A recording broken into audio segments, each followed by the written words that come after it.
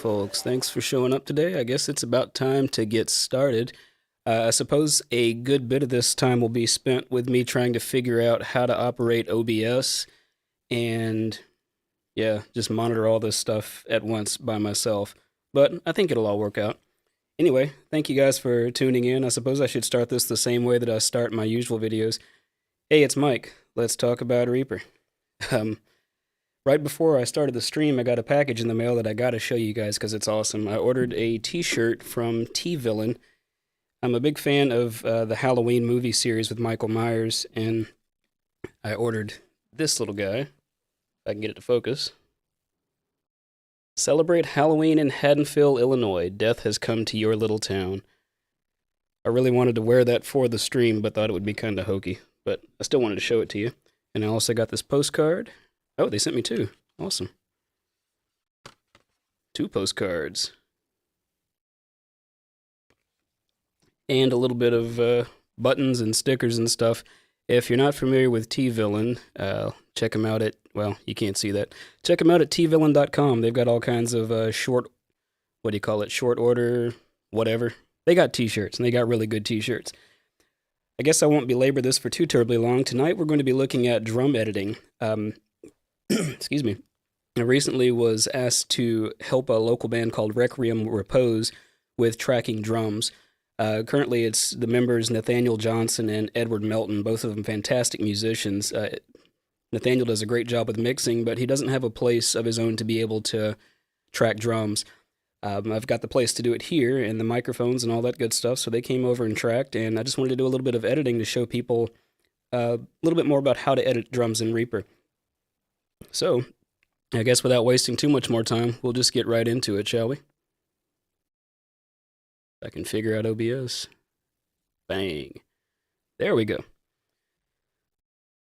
Alright, now a little bit about Edward. He is a very good drummer, a very good pocket drummer. He tends to stay pretty much right on the metronome, but of course, depending on what you can or can't hear, you may or may not second guess yourself and get a little bit off. Nathaniel sent a backing track of the song, so Edward could be able to listen to it the way that he's used to hearing it at band practice and everything, and just be able to play along. And we're gonna, well, let's take a quick listen to a little bit of this and see what we've got to work with so far. I'll keep the metronome off for now and just give you a little taste of what this song is like. Let's see, where shall I start? We'll just hit a chorus.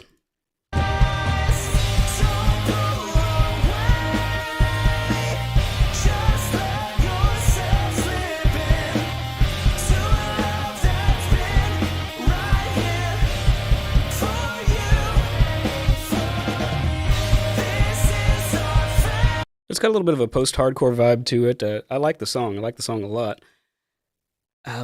Let's see. I know a lot of people have asked me about a couple of buttons that I use commonly in my drum editing. There's these fast edit and normal edit macros up here. That is something that John Tidy from Reaper Blog showed me a while back. And be sure to check out reaperblog.net and also check out Reaper Blog here on YouTube. He's got some amazing tutorials. He's got different courses for sale. And also, if you take a look in the comment section there, Hot Pole Studios, Adam Steele has got some excellent courses up for sale on Pro Mix Academy. I don't have an assistant, so I don't guess I can put the link and all that stuff in there right now, but I guess we'll get that out there later. That said, if you stick around long enough, I'll show you what these buttons actually do, because that is a true time saver. The short version of what you would do in your drum editing is group all of your drums, cut and slip edit them at the same time so that all the drums shift at the same time. But I'm going to use these macros to make that job a whole lot simpler for me. Now, I want to do a little bit of housekeeping before we get truly started here, and let's see. The music that you're about to hear, I want to make sure that everyone understands that it is not mixed. These are the raw drum tracks. As you can see, there are no, well, you can't see now because I changed the scene, but there's no samples being used. This is the drums exactly as Edward played them. The backing track is as provided by Requiem Repose. So I don't want anyone to go into this expecting it to be a full mix or anything, but let's just take a look at these drums and start doing some editing, shall we? Now, the first thing that I would want to do is make sure that my overheads are starting at roughly the same place, basically to make sure that they're they're in phase and pretty much in time. Now I can see I've got a little bit off there, and I may be wrong in doing this, but you know what? I've been wrong before. So I'm going to temporarily disable my grouping and just slide this track back to where it's a bit more in line with that one. But both my overheads are in line. And I'll check my snare top and bottom. They should be in phase already because I did phase inversion on my audio interface. I can find some. And those look to be going about the same. So get this lined up just a hair. And our hills and valleys look to be hitting at about the same time, so I think we should be good there. That should be sufficient for the moment. I'm sure that mistakes will be made, but like I said, it won't be my first time. So, let's find us a starting point and see what we got. We'll start right here at the intro. I'll turn on the metronome so we can have a point of reference. Looks like he's got a bit of an intro before the actual intro, so let's take a listen to all of it, shall we? Feeling rushes in, my walls are so thin. If loving you is a sin, then I will gladly burn. I'll follow you through the storm, even though I am so torn. I know you'll keep me warm. Your touch is all I yearn.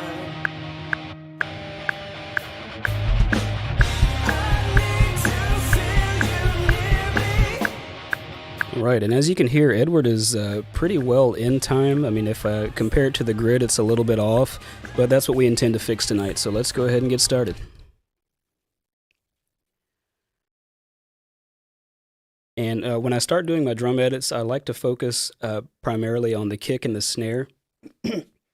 And if I get those in time, then I'll go back later, and if there's any other spots like the toms or some fills or things that were out of time, we'll address those later. Now my first kick here is on the, let's see, that's on the upbeat of 3, so I'll go ahead and place a cut before that. Slip this guy into place. Now, one of the things that I did before was to make sure that all of my drum tracks were grouped.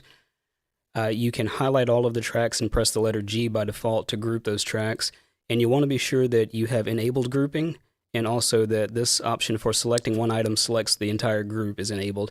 That way, what I do on any of my drum tracks will happen to all of them. Excuse me. All right, so we've got our first kick transient into place. That snare looks good. And I'm just going to go through and quickly slip edit these kicks and snares to where they're a little bit more in time. Now, as I said earlier, I'll cover the details for how exactly I'm doing this with this fast edit and normal edit modes up top a little bit further. I guess I kind of want to use that as bait to keep you guys in here to listen to me ramble for a little bit. And needless to say, every cut that I make, it creates a bit of a push and pull, so where some of this stuff looks like it's incredibly out of time, it's really not, because I pushed it from a previous cut. And another thing to consider is the movements that I'm making are, like this one here is 10 milliseconds, so it's a very small movement. Who we got on stream here? Mike Hamilton, what is up? I'm going to need that macro. Let's see, do I use Reaper's version of... Sorry, my eyes are old. I got to bend down there and see what this says. Oh, Ian, what you're right, the spectral peaks, that's what you're talking about. I don't use that very often. I may use it sometimes when I'm editing guitars because it really helps me to see the pick attack a lot better. But with drums, the transients are generally pretty self-explanatory. I mean, the data is just kind of in and out, whereas with the guitar, it's a lot more sustained, and it can be difficult to find where the pick attack is. As you'll notice, I'm not listening to a whole heck of a lot of this. I'll go back and cross-check this section, but I try to work out a whole section at a time as best I can. It helps to listen to the song several times to where you're a bit more familiar with it before you go in, but needless to say, there's nothing wrong with listening to it as you go. I think that I've just about got Edward's playing style and this song memorized enough to be able to just look at it and predict where these beats should be lining up.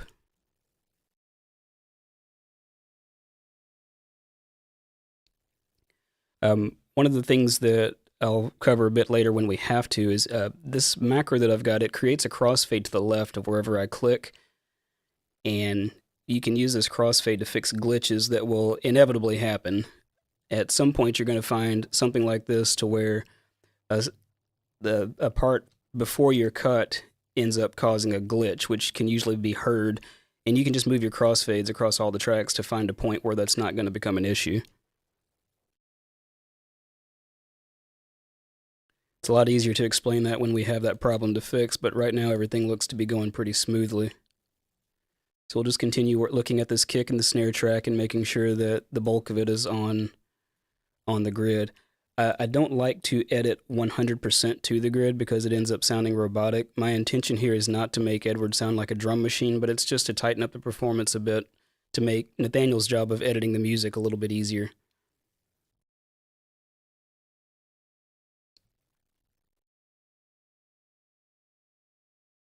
All right, well, we have made it to the next part of the intro, so with that in mind, let's go back and take a listen to the work we've got so far. What I did here, I guess I should try to explain a little bit more. I've got markers here for each section, and if I double-click the name of this marker or the next one, it will automatically create a time selection over that area up until the next marker. I'll do that so I can turn on my looping and be able to listen back to that section a bit.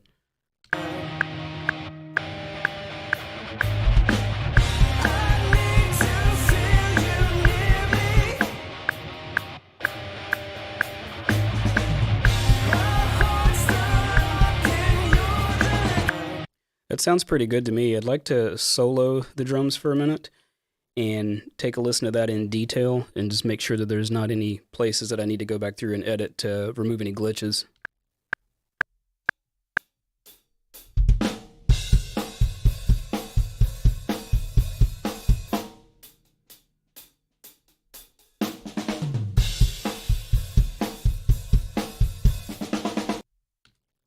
And that whole section sounds pretty good to me. I didn't hear any obvious glitches or clicks or pops or anything that I would need to go back in and edit.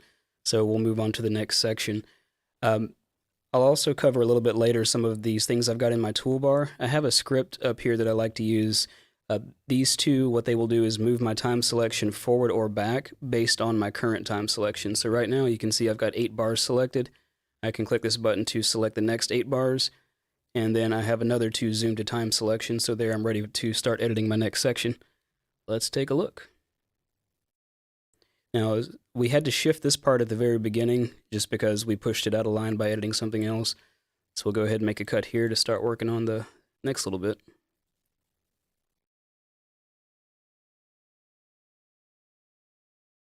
The name of that button, Fast Edit, is a little bit misleading because it's always going to take a little bit of time to do this.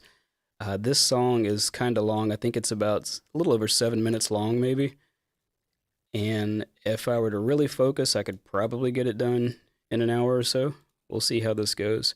My objective is to try to get this finished before my family gets back home. And if they happen to invade our live stream, then you guys get to meet them. They're very pleasant people, I promise.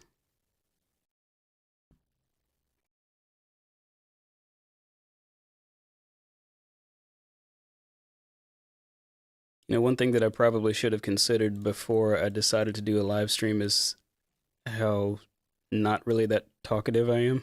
So I'm so focused on doing the job, I don't really know how to ramble and narrate this as I go.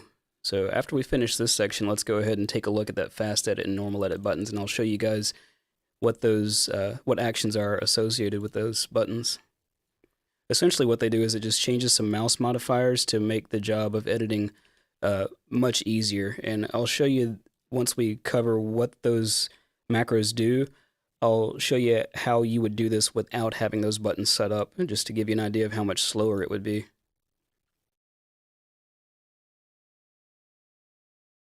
Ian, you're asking if I ever cut the tracks of the transient and use quantize. I tend not to. Maybe I'm just old-fashioned, but I definitely prefer to do this by hand. I know that quantize does a great job, but I think I like to err on the side of caution and just make 100% sure that this doesn't end up sounding robotic. There are some who would literally go and cut every single note and make sure that everything's on the grid, but my primary objective is to make sure that the backbeat is on point.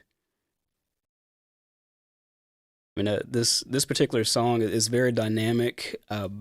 It I don't feel like it would sound right if it was completely quantized. It would end up sounding like a drum machine or death metal, something like that. There's no blast beats in this song.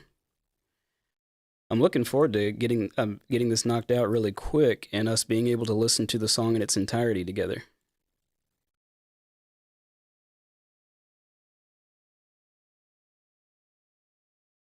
I think we're dangerously close to the end of this section.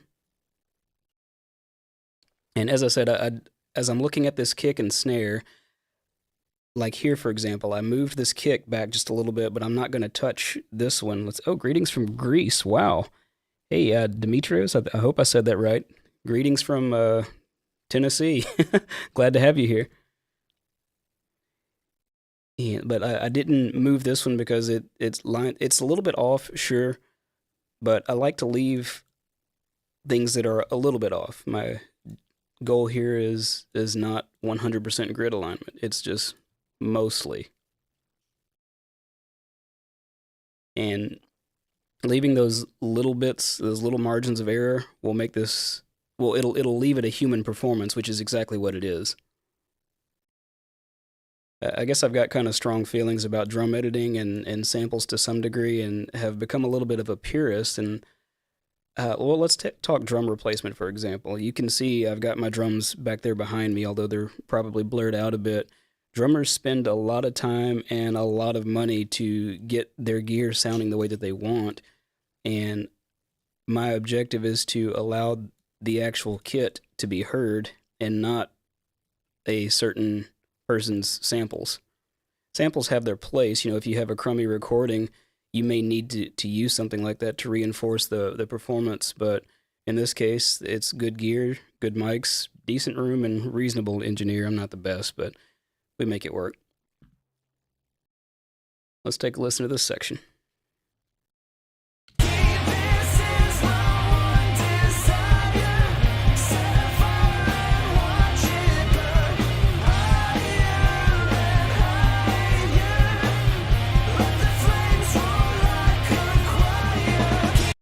So that sounds very much in time, but it still sounds organic. It doesn't sound like I've edited it to death at all. Let's take a look at these actions, shall we? This first button that I've got here, Fast Edit, and you'll probably want to go back and play this video again at a later date and pause this. I'll try to leave this up as long as I can within reason to where you can see. One thing I want to note, that these actions do require that you have SWS extensions installed. I do have a video on my channel showing you how to install SWS extensions if you don't have that. What SWS extensions does is it gives you some additional actions to put in Reaper. So if I take a look at the actions that I've got for Fast Edit, let me see if I can make this a little bit bigger. I don't guess that text is going to get any larger. Hopefully you can see that clearly. But the first thing it does is I add an action from SWS extensions, which is split selected items at the edit cursor with crossfade on left. That does exactly what it sounds like. If I click a point on an item, it will split that item and it will add a crossfade to the left. Now, if you've got everything grouped, of course, it's going to split all the drums at the exact same point and give you your crossfade on the left. And that will allow you to slip edit or drag the content back and forth using that crossfade to merge the left and right sides. So you can move the right side. Well, let me move this out of the way for a moment and explain that.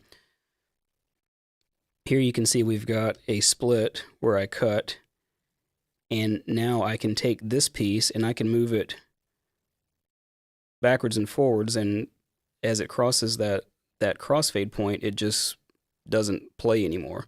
So we want the crossfade to be there in order to snipped it.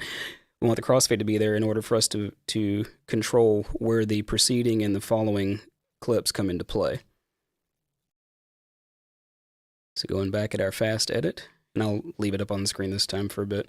So like I said, our first action is to split the selected items at the cursor with a crossfade on the left. The next action it performs is it disables snapping. excuse me, we do not want snapping enabled because the whole purpose of this is to be able to freely move a waveform to get it to line up where you want. The next step is, this is a bit of a long one and it's kind of difficult to find, but if you start to type into this filter over here, in actions, you will find all of these actions in here. Now I have a little issue with dyslexia, so it took me a long time to get that one because I kept seeing things backwards, but it's in there now. So this action will set the default mouse modifier action for media item bottom half left drag to move item contents.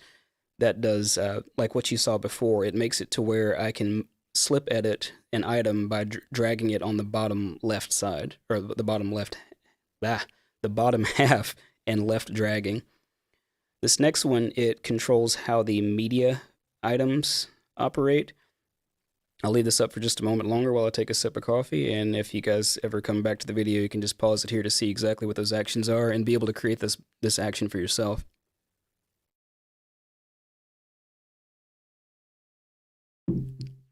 Now my second button is normal edit, which essentially what that does is it just reverts everything that fast edit does, because fast edit essentially just modifies, I'm going to use the word modifies a lot, but it modifies my mouse modifiers. So if we take a look at normal edit, it disables automatic crossfade on split. Then it restores my mouse modifiers for the media item bottom half left drag and left click to the factory defaults. Let's see, Adam. No, Adam, when I've got fast edit mode engaged, I'm not holding down Alt. The default... Oh, hey, John, thanks for stopping in, man.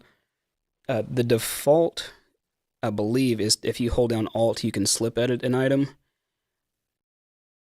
And the fast edit mode basically makes it to where you can do everything with your mouse and never have to touch the keyboard. So with that said, let's move on to the next section. For those of you who are not aware, what I had mentioned earlier, John, the Reaper blog, who is in here now, is who showed me how to do this drum editing technique. He is much faster and better at it than I am, but I gotta say I get better each and every time. We'll get there. So let's move on to this next section here. And at the next break, I'll cover these two actions up here where I change my time selection based on the current time selection. Oh, one thing to mention about these buttons, the fast edit is an action that you arm. You arm it by right-clicking, and you can see now that my cursor changes to a letter A, which means it's going to run in action. So whenever I click my left mouse button after engaging fast edit, it triggers all of those actions that we set up earlier in the fast edit button. So we'll start moving our kick and snare and get those in time as best we can, and then we'll go back and check it.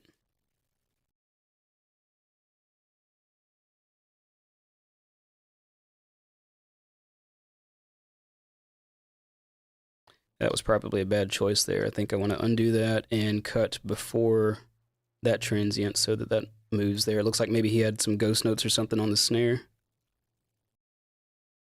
And I want to do my best to cut in spots where there is no sound.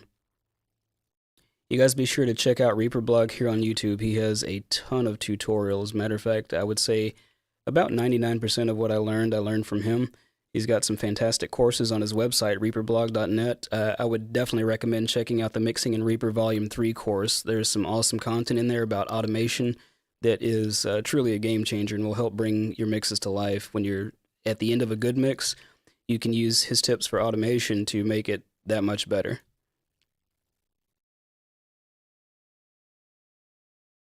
We should be done with this section very shortly, and then we'll take a listen.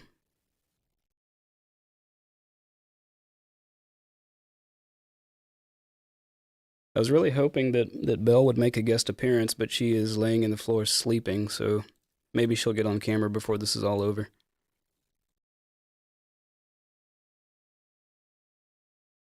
Now, because of Edward's playing style, I kind of don't think I'm going to have anything that's really challenging in this edit. Sometimes you have to temporarily ungroup and move things individually.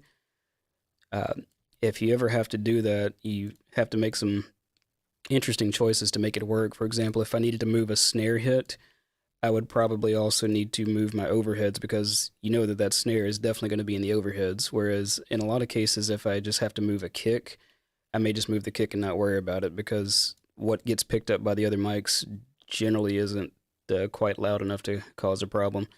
Now, I could be dead wrong on that, but my ears seem to think that it works out okay.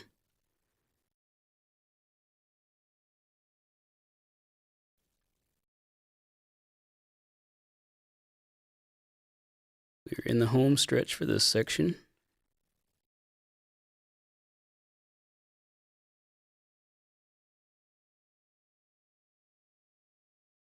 Now, if you'd like, there's a feature to tab to transient. I believe it's enabled by default. Like, I've got my kick track selected now.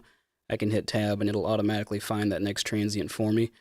I tend to not use that a whole heck of a lot. I don't know, maybe I'm weird, but I just like to do it myself. I guess it's somewhat gratifying to do all this manually, and it's kind of relaxing. I mean, there was a time when it was really stressful, but I love doing this. This may be a mistake here. I'm going to go ahead and move it now, and I may regret it, but if I do, we'll fix it in a bit. Let's go back to the front of this section and take a listen.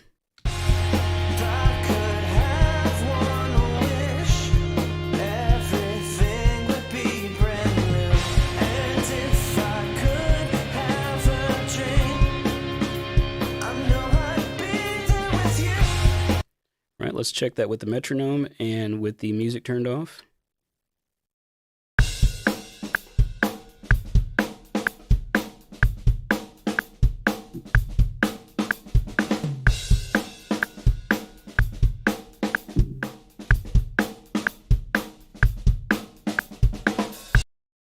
I think I heard a little bit there at the end with the snare that might need some attention. Let's take a look at that. Yeah, there was a ghost note before those two hard hits, and I think that probably needs to be shifted. It kind of bothered me a bit when I heard it. So in this case, since this snare hit is in time and this one is not, I want to do a cut before the piece that I want to move and a cut at the end so that I preserve this part that's already in time. We'll edit that into place and go back and check. I'm not sure what the correct method is for this, but since I've got this fast edit mode armed, if I left click anywhere on any of these items, it's going to split. So for me to move my playhead back, I middle click up in the timeline, and that seems to move the playhead just fine without cutting anything. That sounded a lot better. Let's hit that one more time. And now listen to that whole section in context.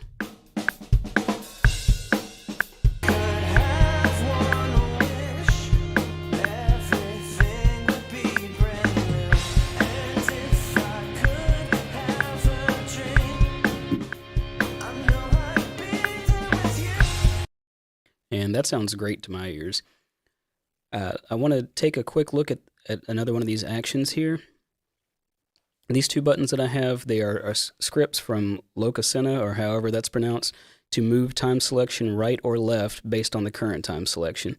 So as you can see up here, I've got 8 bars selected currently. So to move on to the next section, I would just typically click this, which moves me right to the next 8 bars, and then zoom into it to start working. But I guess the million-dollar question is, how exactly did I go about getting those? If you check my channel, there's another video that shows you how to install Repack, and those scripts come from Repack. Repack is a package manager. If any of you guys are familiar with Linux, basically what it'll do is it checks different repositories for software, scripts, plugins, themes, all that stuff, and you can install it into Reaper from one convenient location. So if I check Repack and search for Locusena, you can see he has plenty of scripts available in here.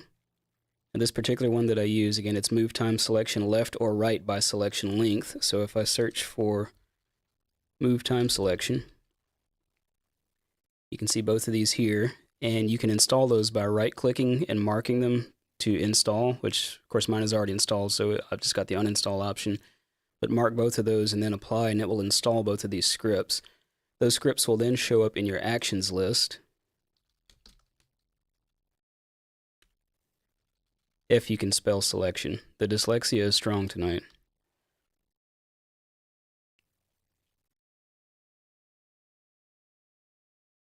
Oh, there they go. So there's Locaseno's move time selection left by time selection and move time selection right by time selection length. So whatever amount of time you have selected here, clicking that button will move forward or backwards by that amount. All right, let's move on to the next section. Let's get our kick and snare back in focus. Get that mixer out of the way. Really kind of hard to keep up with what you're doing when you're attempting to narrate like this and so not used to talking about what I'm doing. Just kind of sit down and do it.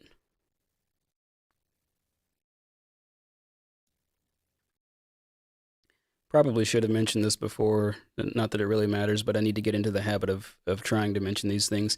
If you like the content that you're seeing, be sure to check the description. There's a link where you can support the channel by buying me a coffee. You don't have to, but every little bit helps, and I would most definitely appreciate likes, shares, subscriptions, whatever you can do to help keep the little brown man motivated to keep on doing this.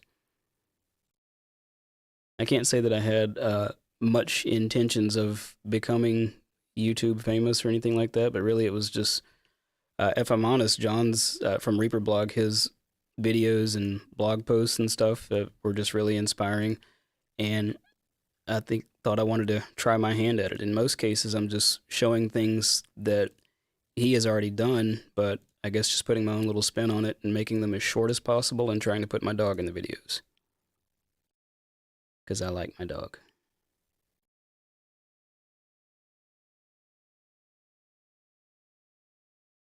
I think that was probably a mistake there. I want to go back a bit to get that little ghost note. How am I scrolling left and right? I had to think about it because I'm just doing it from muscle memory. How am I scrolling left and right? I'm holding down the Alt key and moving my mouse wheel up and down. I think that's the default. I'm not 100% sure. Let's find out. I don't know that I even know where to find that. Maybe it's under mouse?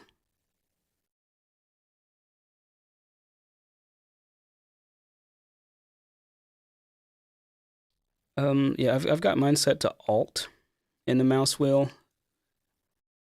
I have no clue where to find that option, though. I'm sorry. Maybe John has a better answer for that. But for me, let's see. Scroll up and down on the wheel does nothing for me, but Alt will scroll me left and right. Control will zoom in and out. I have an action bound to the exclamation key. I don't know if that's the default, but let me see if I can find it here real quick. This expand selected track height and minimize others. Yeah, so if I control click kick and snare top, then I hit my exclamation point. That zooms me into the 2 tracks that I mainly want to focus on. Let's see, mouse wheel is in the action list. Let's see if we can find it. May as well learn something here tonight. Alright, so right there, I've got control and mouse wheel set to zoom vertically. Adam, I appreciate you keeping me on point because I really have no clue what to explain here. I feel like I'm just rambling while I try to blow through this song real quick. Let's see if we can pick back up where we were.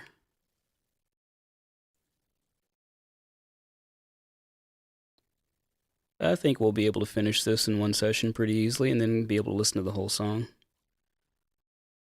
We're making pretty good time considering how much I'm just kind of babbling.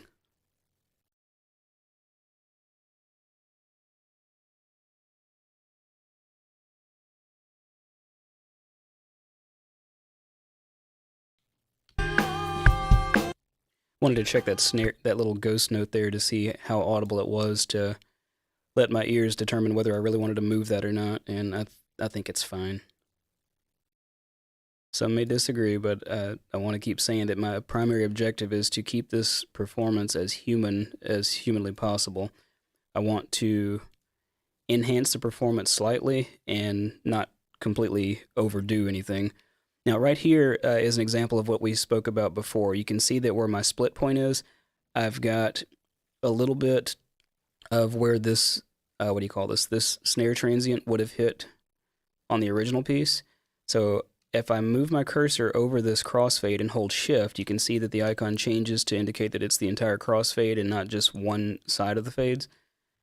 I hold shift and I can move that, and you can see that I can determine how much of the left or right side I want visible. And I want to move that to the left until there's no more of that transient. That way I can move this back and get that lined up. So had I left that in there, you would have heard a double snare trigger and possibly some kind of a weird crunchy sounding glitch, for lack of a better word. I almost didn't expect to see any of that in here, but I'm glad that we were able to see it, see a real world example of it.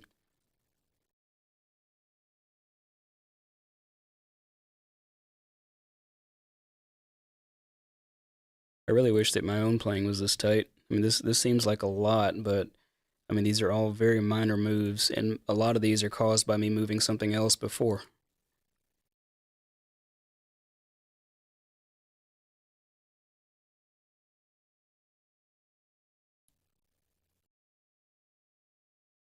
I think we're just about done with this section. Crunchy Glitch is a great band name. Adam, you know what else is a great band name? Underground Hive. For those who don't know, Adam is a phenomenal bass player for a funk band called Underground Hive. You should look them up. They've got some awesome tunes, particularly the last one that they released. Gosh, I can't think of the name of it, but it is a really good song and is very much needed. I think it's something about everything's gonna be all right. I don't know. He'll probably correct me in the comments, but it's an awesome song and you should check them out.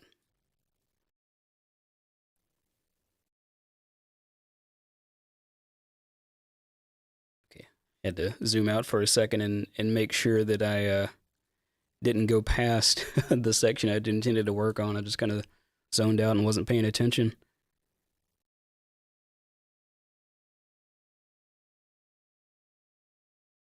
It's good to see so many familiar faces. I say faces, familiar names in the chat there. People from Discord, people from Facebook.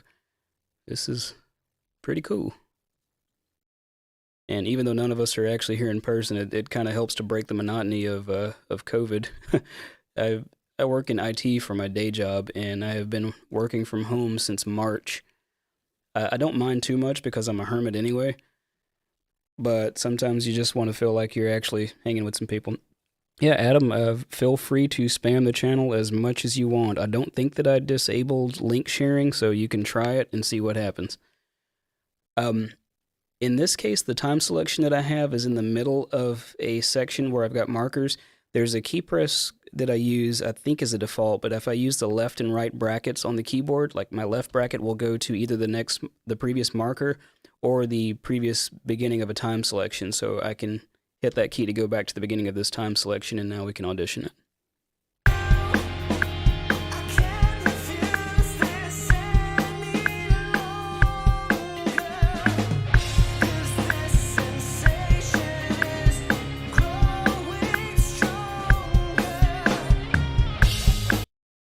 Link sharing is disabled. Apparently it is done by default. Let me see. Let me take a quick break and let me see if I can find that track for you real quick.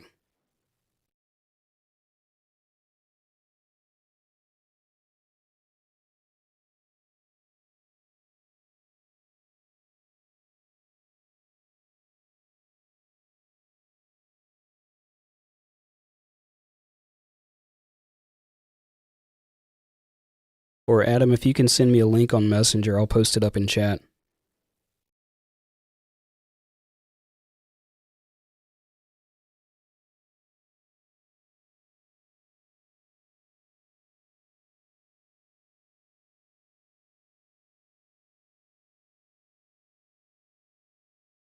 I think I found it.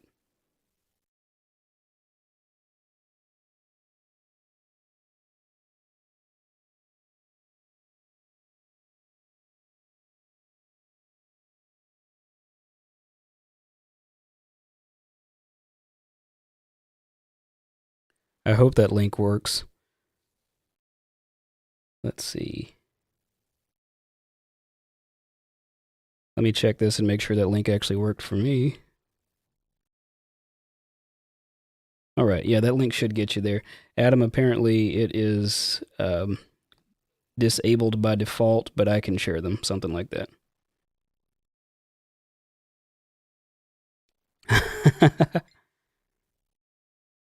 That's awesome. All right, let's I forgot where I was. Let's listen to this again and see see how we're sounding. I can't refuse this any longer.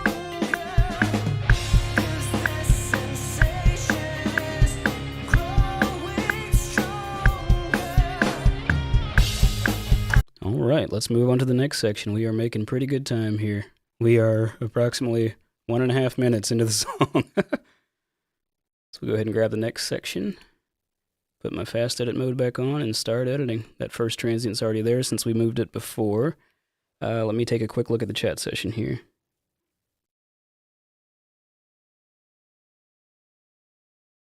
I feel like I missed something in the chat. Let me go back up just a hair here. Philosophical question. How to be sure you are not messing up a really vibey take by moving all the hits as a matter of course. I have listened to this song several times pretty much. So, like you said, it's just an issue of being familiar with the song and how it's supposed to sound. And of course, the other part is just going back and listening. I feel that it's critical that you listen to the song several times before editing and making sure that each edit that you make is with a purpose. In this case, Edward is pretty much a pocket player, so it's kind of hard to explain. He's not flashy, but at the same time, he is because of his simplicity. Everything that he does is very tasteful and adds a lot to this type of song. When Nathaniel first came up with the idea for this band, he had something completely different in mind and was expecting to use a lot of double bass and typical stuff that you'd hear in post-hardcore, but Edward brought a different flavor to the group, and I feel like it's really shaped the band for the better.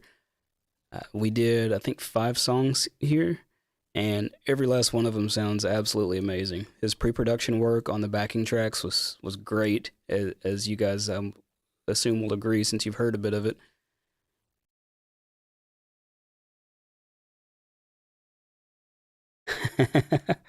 No worries, man. We are all friends here. I'm kind of surprised that I've not made any terrible mistakes in this yet, because I usually make a handful of errors that I have to go back and figure out how to fix or ask John what I did wrong.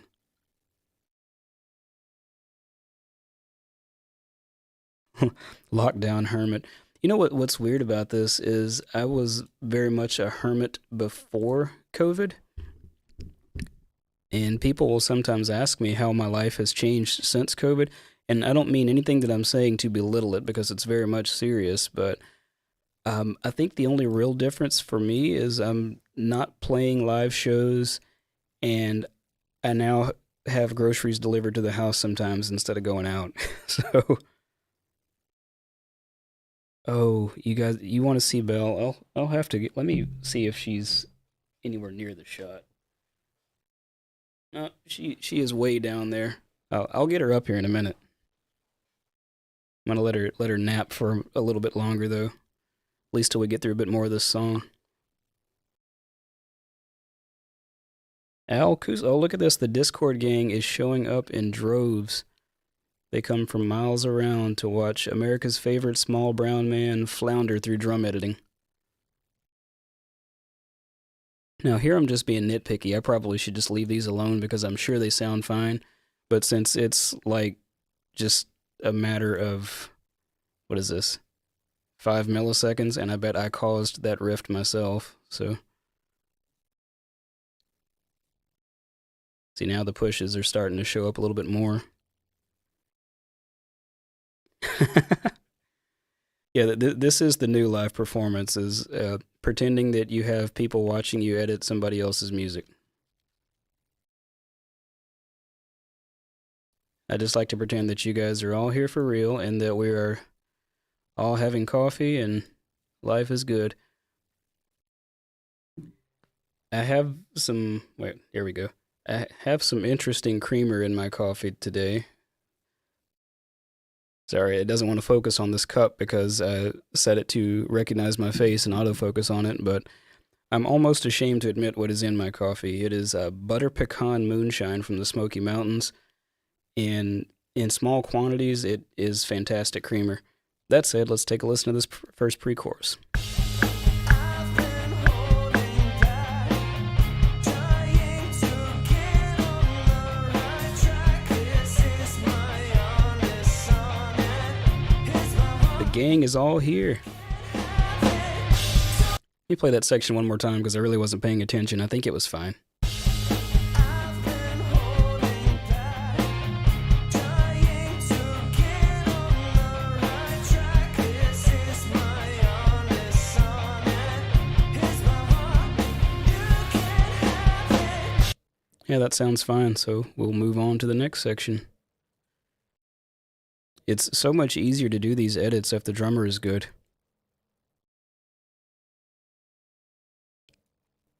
I would dare say that most of what I'm doing today, which Discord channel, that would be Hot Pole Studios Discord channel. I have no clue how to get people here. Hey, Marty, can you send me a link in Discord, perhaps, for people who might want to join the channel?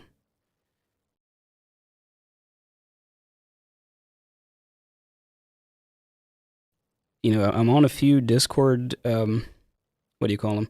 A few Discord servers, but I'm somewhat new to it. Despite being in IT, I know almost nothing about social media and things of that nature, and I'm not quite sure how to send you guys a link to join it, or if it's even a public share. I think it is. Good drummers in Jackson, Tennessee. Some of the best drummers are here. I like to think that I'm one of them. I'm not the best, but I hold my own.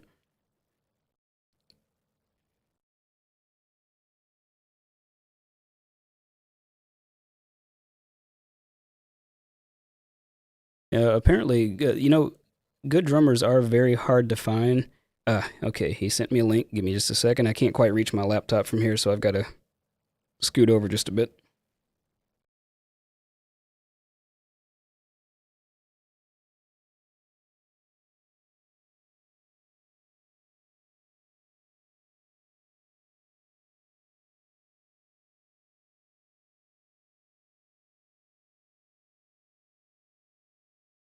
There, hopefully that works. That is a very good Discord channel or server to be on. There's lots of good information. Adam has some excellent tutorials, and there's just good conversation. It's like hanging out with friends and learning a little bit in the process, kind of like we're doing now. But back to drummers, as we were saying, good drummers are indeed very hard to find. I'm actually a guitarist by trade. Fun fact, I'm 44 years old and started playing guitar when I was 13. I've dabbled in drums for a long time because I've just kind of always been in bands, and anytime we would have breaks, I would want to sit at the drummer's kit if they would allow me and just try to come up with something. And what is this? Newfangled internet stuff. Oh, you guys saw the rabbit suit. And, a few years back, I had spearheaded my own band called Where Moth and Rust Destroy, and had a great time with that, but our drummer ended up moving to Florida, unfortunately, and I gotta say Ross was one of the best drummers I've ever had the pleasure of playing with. But when he left, it left a significant void in the band, and it seems to me that the biggest problem people have is finding a bass player and finding a drummer. You can always find a guitarist, you can always find a singer. Sometimes you can even find a good guitarist and a good singer, but finding a drummer is difficult. So I think it was about 3 years ago, I bought a kit from a friend and decided to get a little bit more serious about learning to play drums. And I'm at the point now to where I love playing drums, I love tracking drums, and I almost never touch my guitar. All right, I'm gonna have to get up for a second because it's getting really hot. I'll be right back. I'm gonna go adjust the thermostat, which I guess I could just do from my phone since it's a Nest. So I'll just sit right here. How does that sound? You guys get to watch me adjust the thermostat. That's what you really tuned in for, is to watch Mike adjust his thermostat in the studio. And now Nest wants me to run an update. I have to allow it to. I've got a new phone, so I guess I haven't set up the permissions for this yet. I have to allow Nest to access my location, and now hopefully I can open it and turn this heat down. That's better. And I guess I can take off a layer too. That would help.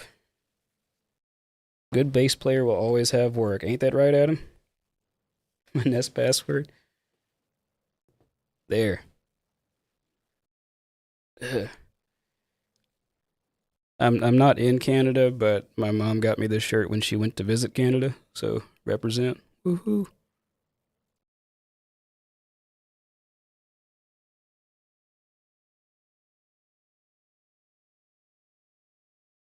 We should be getting done with this section pretty soon. I think after this section, we should go back and listen to the song from the beginning up through the point that we've edited, and perhaps let it play on a bit into the next section and hear what it sounds like unedited afterwards, which will, of course, be worse than it was before we started since we've pushed things a little bit. That whole section looks solid to me, no need to move it.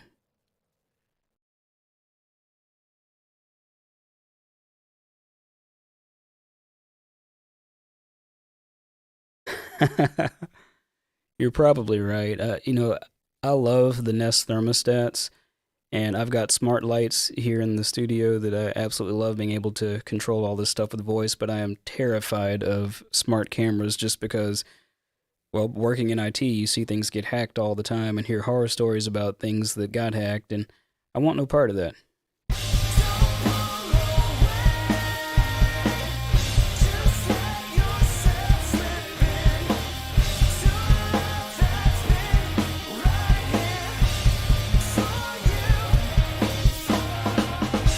All right, let's take a listen from back here when the drums first come in up to this chorus and see what it sounds like.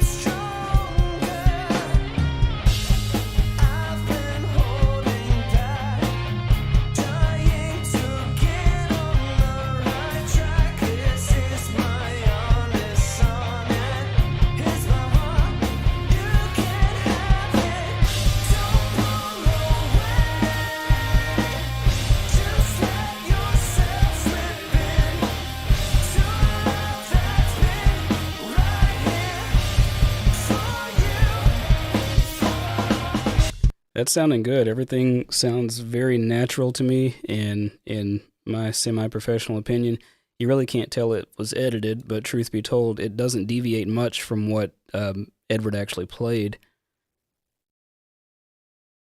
Reading music. The only thing that I can really read music in is trombone, but there's not much of a market for that anymore. I played trombone for many years in school band and was actually ranked best in Tennessee for about 4 years, which I don't know how much of an accomplishment that is because it's a trombone.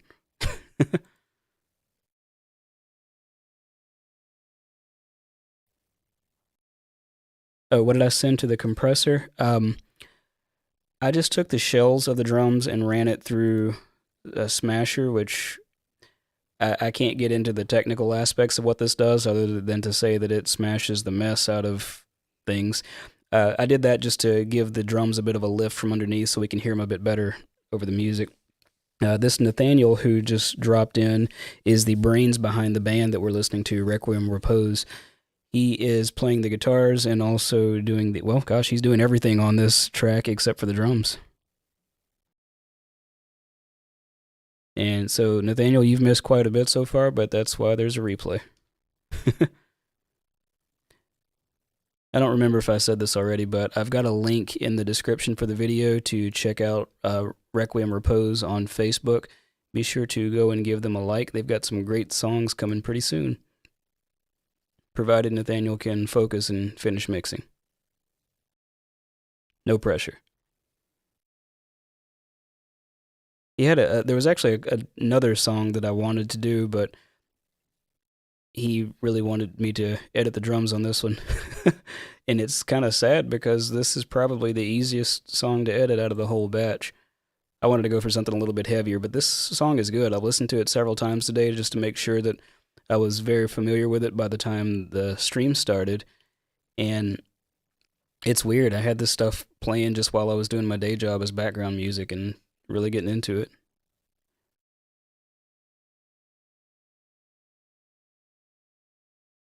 Oh, you guys, this is also the same Nathaniel from the Peaches video. He did the guitars and the vocals on that.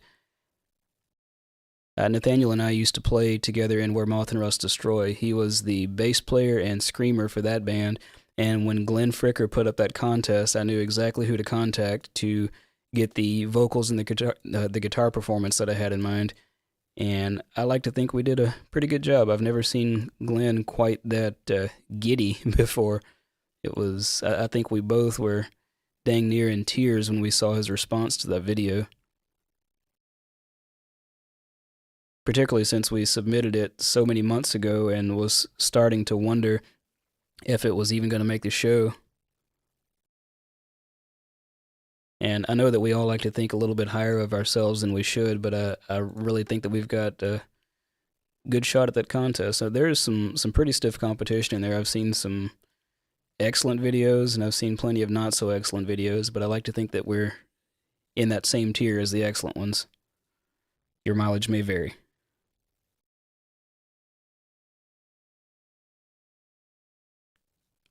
And whether we win the contest or not, we're all winners here. We're all winners.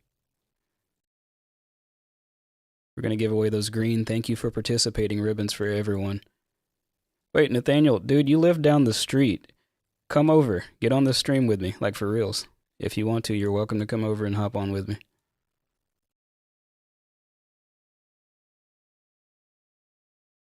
But come alone and bring peaches.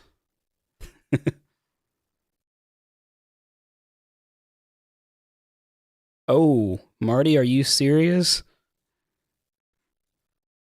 Now I'm curious.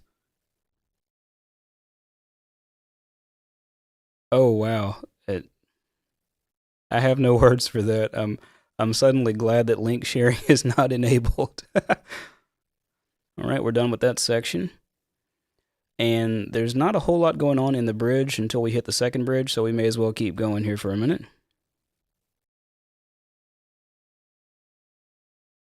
Get that kick on spot, and it's right there. Now, this part, I'm looking at some of the stuff in the room, and I'm guessing he's probably hitting some hi-hats. I'm picking up a little bit of it in the snare, so I'll use that as my guide and just line up there until we see something a bit more prominent in the kick. The smarter me would go down here and do the rooms, but the rooms are much further across the room, so I want to make sure that the most direct sound is lined up. And I want to go back and cross-check this because I may be making poor decisions here based on sight and not on sound.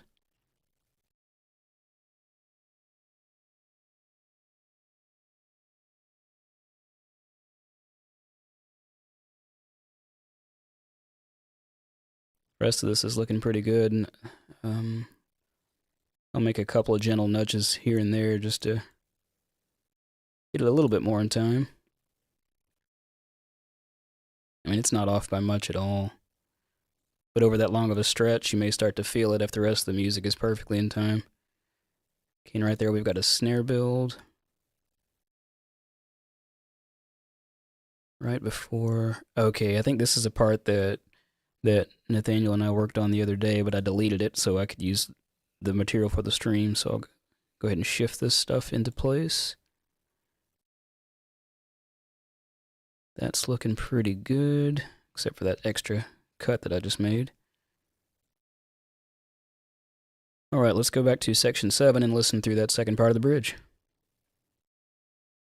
Yeah, you're right, and I learned that from watching you. I know at first I used to listen to everything meticulously, but you get to a point to where it's kind of like looking at matrix code. You can just see it, you know what's what, and you just go back and check by ear if you hit a section that's questionable. But this song is mostly pretty straightforward. There's not a whole lot of there's not like a lot of doubles or complicated fills or anything in here.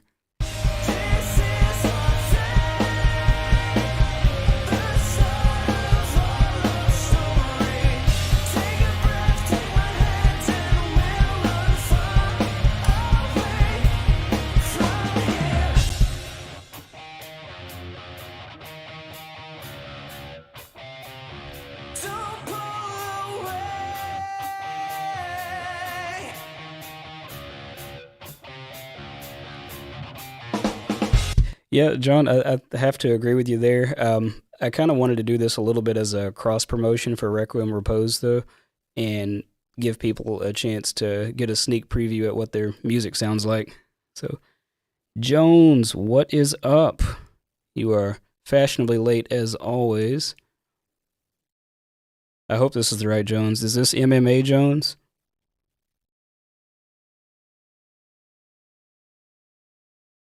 I think it is.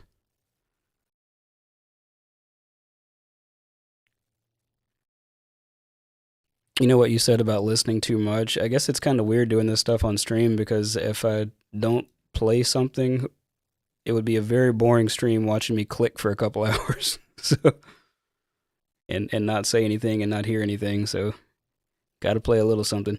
Mr. Jones there is a very talented musician as well. We'll have to have him on the show at some point, and maybe he can educate me a little bit on keyboards and MIDI and cage fighting. Ooh, a choir. Might have to make that happen. I just got done playing Punch Face. That's awesome. Yeah, Mr. Jones runs a, what would you call it? I guess an MMA training facility here in town. He's very good at what he does. Apparently, in the ring, they call him Superman. And as I said, he's also a very talented pianist, however you say that word, vocalist, and just an all-around good guy. We got all these fancy people in here tonight.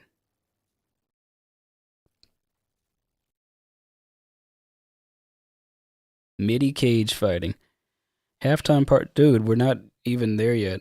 I'm not going to forget anything. My objective is to edit the entire song, no matter how long it takes or until my camera dies. I do have my camera running on a dummy power supply, and in the past it would overheat if I ran it too long like that. But I've got the battery door open at Sony's suggestion, so it should work, and I'm also not recording directly on the camera, so doesn't tend to generate much heat if it's just sitting there. I think the last time I overheated it, I was actually recording in 4K at the same time. Edward, this Edward Melton here is the drummer we are currently listening to. Well, we're not listening to anything but me ramble at the moment, but he is the drummer that we were listening to and will listen to again shortly. You guys don't tell him how bad I talked about him before he got on the stream. I mean, because the guy cannot keep time to save his life, which is precisely why we're doing all this editing. And nothing could be further from the truth.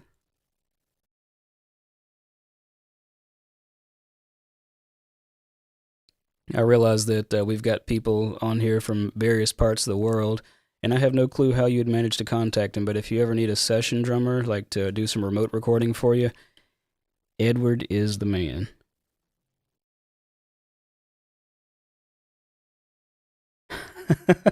That is some interesting MMA. I'm not sure if I want to be a part of that. You taking that fight to a whole nother level.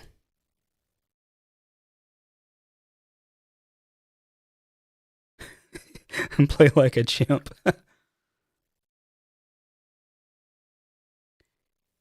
At some point, I'm probably going to have to warm up my coffee. I almost forgot it's here. And I say in all my videos, I like coffee, but really it's just kind of a segue to try to get people to buy me a coffee using the link in the. Gosh, I got to get used to which direction to move my hand on this camera. Using the link in the description if you'd like to support the channel by buying me a coffee.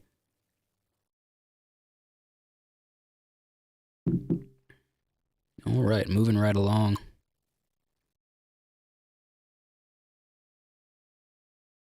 What's truly sad is there's probably nothing on TV, and this is like the most entertaining thing that's available right now.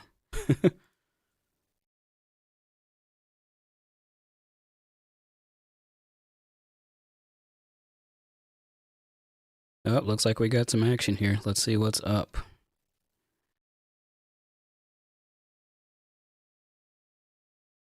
This one could cause some problems. I'll definitely want to take a listen to that in a minute. Let's see, what is that? When am I going to buy you a coffee? I'm doing this work for you. For online drums?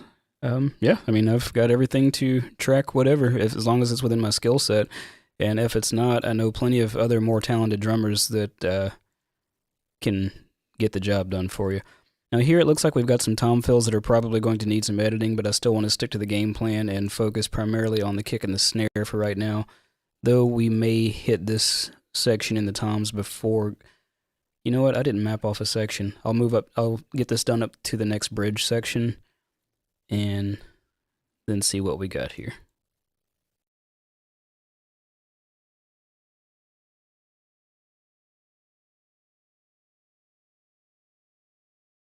Not more work to listen now and edit if you have to.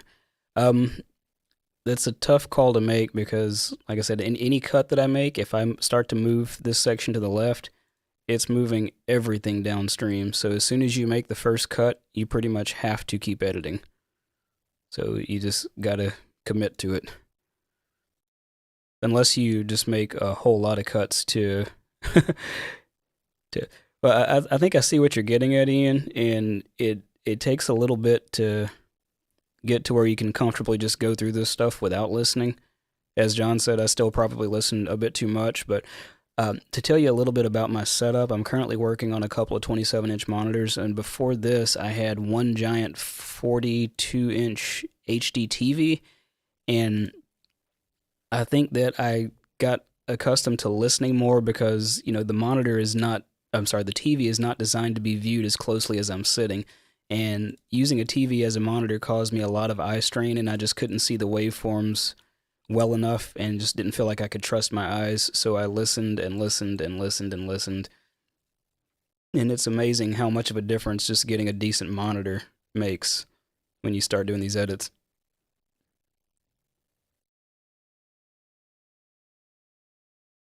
All right, it looks like we are just about halfway through the song, which I guess is not bad for an hour. I mean, this could definitely go faster if I wasn't goofing off and talking. But, in most cases, if I'm editing drums, since I'm working from home, I just do it during my day job between phone calls, and it may take me a long time, but just doing it at my leisure. It's very relaxing for me. I don't understand why. I think it's just looking forward to the end result and having a sense of accomplishment for making something that was already awesome just a slight bit better.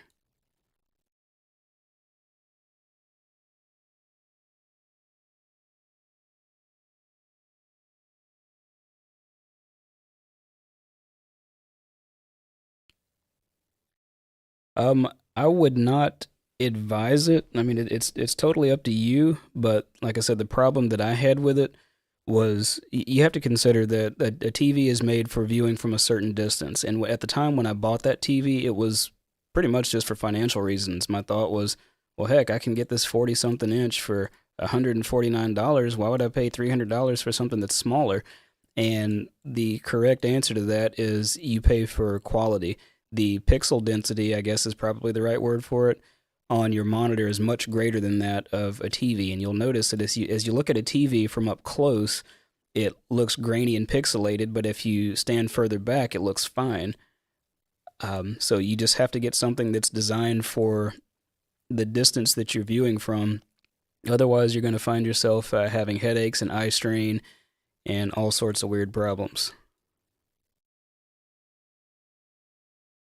it is tedious, but I don't know. It's just, I guess on the one hand, it's something to do, and I just like doing anything that gives me a hey, Arya, did I say that right? It's now my dyslexia is kicking in. I think that says IDDQD sound. You guys be sure to check out Arya's channel. He has been skyrocketing straight to the bottom of the Reaper tutorial channels, and has gosh, the speed at which he cranks out content. The best way that I can explain his channel is a lot of people like my channel because the videos are short. His are about the same length, but he packs about 6 times as much information into that short of a video, which is nothing short of astounding.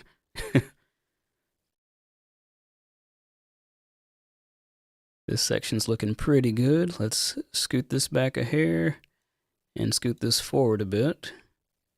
I'm hoping that we don't encounter any major glitches to fix. Alright, now I'm curious to go back to section 8 and listen from there.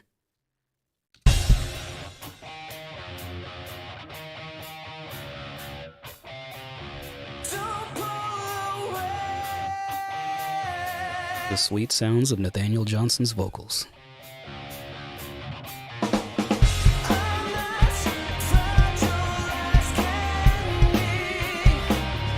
Bring those overheads up just a bit so we can hear those hats.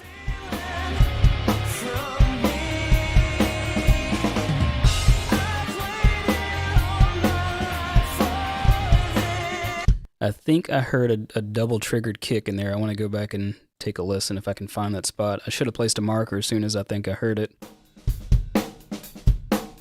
Yep, right there. So now we got something to fix. Let's dig in. Same issue that we had before. We've got a little bit of a transient that is in the middle of a crossfade, so we need to slip that out of the way and go back and take a listen, and hopefully it won't cause any issues with other parts.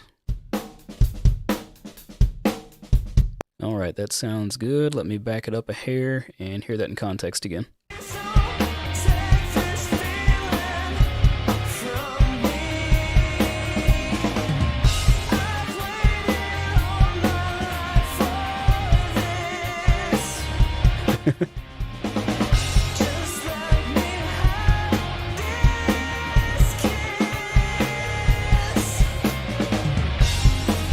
Alright, I think I need to take a quick break. Give me just a sec here.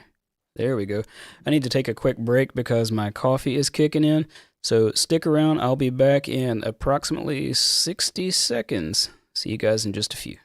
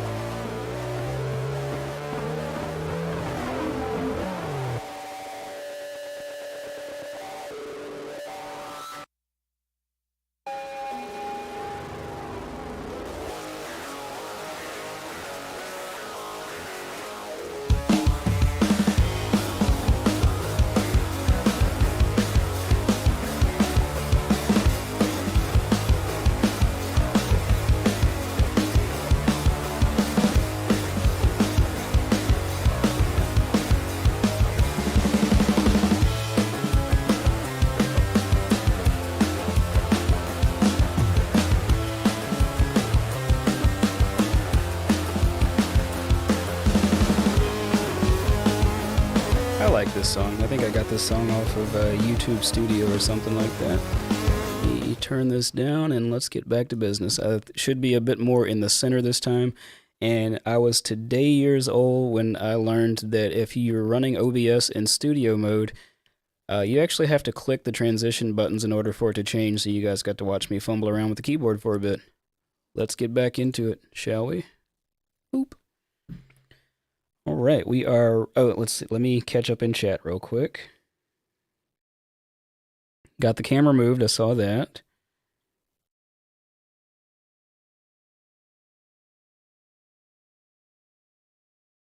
Let's see, you covered that. Someone's asking about my monitors. Let me... Look, I'm just going to bring this over here to where my old eyes can see it. I like coffee.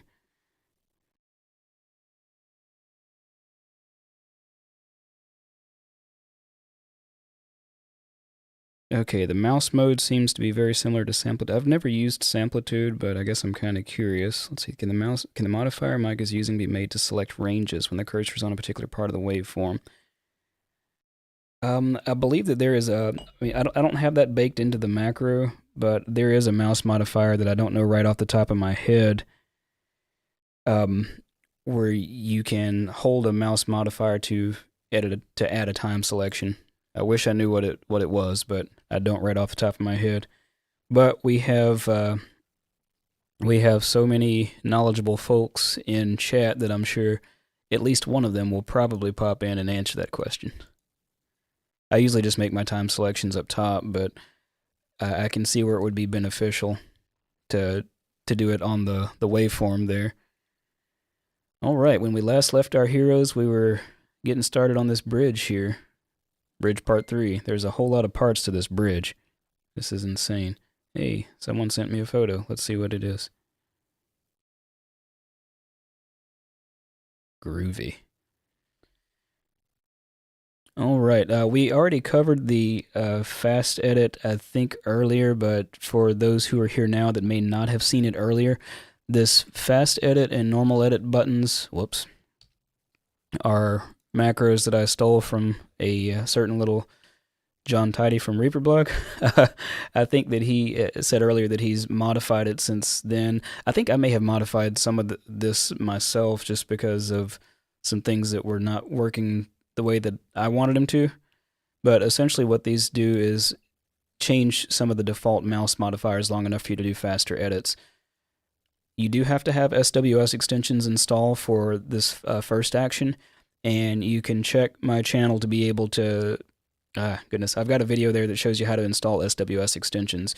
SWS extensions adds a lot more actions to Reaper, and when I trigger the fast edit macro and you arm this particular action by right-clicking it if you've got a button for it in your toolbar, it will set up these actions to happen. It will split a selected item at the edit cursor and crossfade on the left side.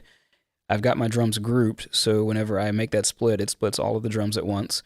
It disables snapping, and it changes my mouse modifier to where I can left click and drag from the bottom half of the media item to slip edit it in place. The normal edit button basically just reverts that. It disables auto crossfade on split, and it sets my default mouse modifiers for the left click and drag back to their factory defaults. That is the short version of that, but you should be able to go back through the video and pause these if you wanted to try to replicate this, and you may find some things that you want to add in there. This method works for me and works quite well. And when you get ready to use fast edit, again, that is an action that you arm. I want to show you what happens. Like if I put my edit cursor here and just click fast edit, it does all of those actions that were in the macro. Instead of left clicking on it, what you'll want to do is right click it, and that arms this. And now you can see my cursor has an A, which means that anytime that I left click on this top half, it's going to trigger the action that we have set up in fast edit. Also, my mouse modifier has been changed, so now I can left click and drag to move this waveform without having to hold Alt on the keyboard. The whole purpose of this is to not have to touch the keyboard to do these edits and hopefully get you moving a little bit faster. So we're going to go back to focusing on our kick and snare.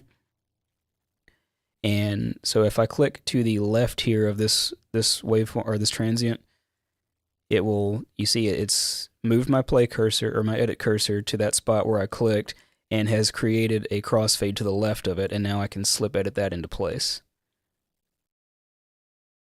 Oh, you have missed tons of stuff on. I don't know that he's made a video on the fast edit. I think that it is something that I know that he did it in a video where I had him to edit some drums for me, and this was before I knew anything about drum editing, and I contracted John to edit some drums for a song that I was working on, and I asked him if he could video while he did that and explain to me how he drum edited, and that kind of set off a little bit of an obsession to learn how to do it even better. I'd mentioned before how I feel. Oh, you did make a video about it? Uh, hmm. John, if you would, can you send me a private message on Facebook, and I will gladly post that link where they can see that in much more detail. But I don't like using samples. Drummers are very much like guitarists in some respects, in that they spend a lot of time and money and effort getting the sound that they want out of their drums. And as such, I feel that the original drums should be heard as best as possible on the recording. Now, I realize that sometimes the recording is less than the best, and you may have to augment it with a little bit of samples mixed in just to accentuate frequencies that weren't present in the original recording. But this whole idea, I look at like big name producers in the best studios with the best gear and the best performers, and it made me wonder, like, if you've got this incredible skill set and you've got an incredible drummer, you've got all the equipment and basically all the right conditions to record a great performance. As I was watching certain lessons on a certain channel that will remain nameless because I don't want to sound like I'm bad-mouthing them. This is really just a personal preference thing on my part. But I couldn't quite understand why they would bring in this phenomenal performer, track him, and then just go and sample replace him. And my thought was, you just had all the best elements in place there. Why even bother bringing the performer in instead of just programming him? And I think in a lot of cases, and this is just my opinion, this is not necessarily fact, it's like they're using the drummer to mostly program the sampler for them. So it made me want to buy good quality mics and just I've spent the past 2, maybe 3 years just working on learning to record drums, and I still got a lot to go. I mean, 2 to 3 years is not a long amount of time to spend on it, and it's different every time you do it, but you start to get a grasp for the basics and just improve it a little bit every time that you record. And I'm really pleased with the results I'm able to get here in my little home studio just from actually trying instead of immediately reaching for a sampler. Oh, stretch editing. Stretch editing, I don't know, I got a love-hate relationship with stretch markers. They have their place, but for something that's as fast as a drum hit, it's almost pointless. And then when you start to look at longer stuff, I mean, there's a very fine line between doing a tasteful stretch marker edit versus ruining a performance. Too lazy to MIDI out. I don't know, my ultimate goal is to never have to use a sample, and there's been some things that I've released that probably could have benefited from one, and I'm ashamed to admit that, but, I mean, I'm old-fashioned, and because of it, it seems, I really feel that there's a whole group of people out there who have a similar mindset that I love the modern conveniences that computers bring to the recording process, but I really like to adhere to some of the old standards. When I listen to music like from the 30s and I listen to a lot of weird music like from the 30s through the 50s, and it's just absolutely amazing to me how much warmth it's like you can feel the soul of the performer, and to think that so much of that stuff was done with 1 or 2 microphones, maybe a little bit more, in a room, and the way that they got their balance was to physically place people in the best place possible because they had, not a whole lot of shots at doing this. They couldn't go back and slip edit stuff, And back then, if you couldn't sing, there was no auto-tune. If you couldn't sing, you just didn't get recorded. If you couldn't play your instrument or your part, you just didn't get recorded. And my ultimate goal is just to capture the absolute best performance that I can out of everybody that comes to my place, and to just do my best to bring an honest recording that's of reasonable quality. There's never going to be anything that I release that's perfect because there's people involved, and I have no intention of polishing something so much that the artist loses their soul. Anyway, let's listen to this section.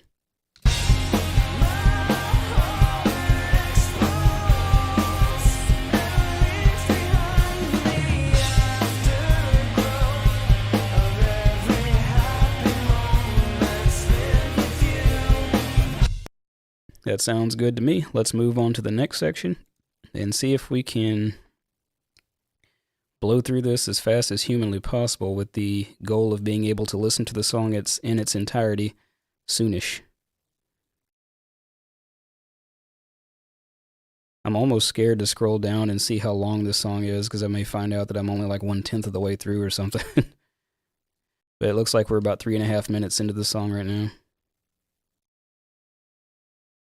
Nathaniel sadly has inherited a gift of mine, which is to write really long songs. I think the first song that I wrote for the band that we were in was about 9 minutes long, and for the EP we ended up splitting it into it was originally one song, but we ended up splitting it into two just so we could have a higher track count because all the songs were so long.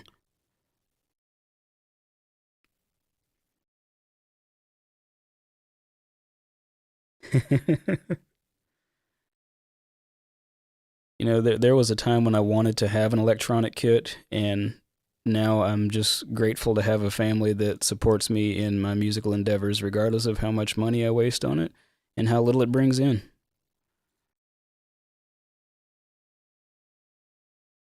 It is definitely an expensive hobby and a labor of love, but it's nice to make a dollar here and there. I don't think I'd trade it for anything, though. I mean, I have a love-hate relationship with it. Sometimes I get so frustrated that I feel like I just want to hang it all up, but I can't put this stuff down. It's definitely an addiction. 3 more minutes. Good deal. Wait, I have 3 more minutes to edit the song, or there's 3 more minutes of music after this? Those are 2 very different scenarios.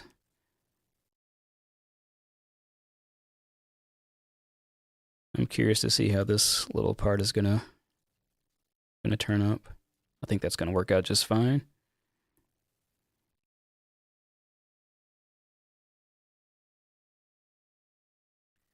There's a part that's coming up that I think you'll find interesting. There's one thing that I didn't show is how many.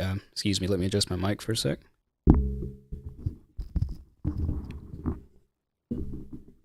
But I didn't show you how many takes.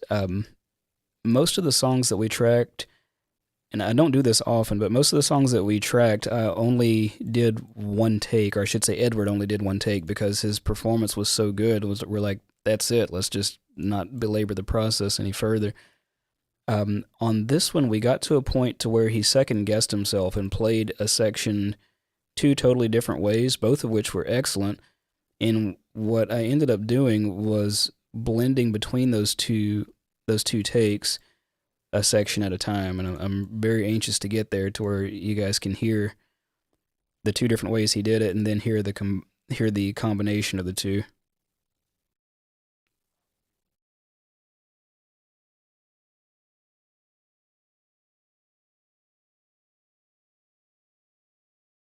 Oh dang!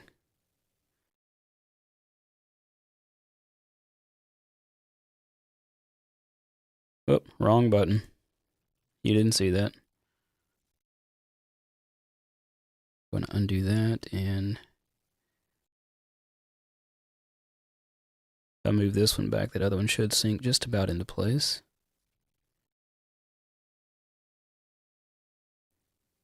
I feel like my back is going to hurt after this stream is over. I still don't have my desk set up in the most ideal way for doing this, and I got this weird gangster lean going where I'm trying to be able to see my monitors and my laptop that's over here to the left that I'm using to watch the chat session periodically and to try to look at the camera on occasion. It's all a delicate balancing act.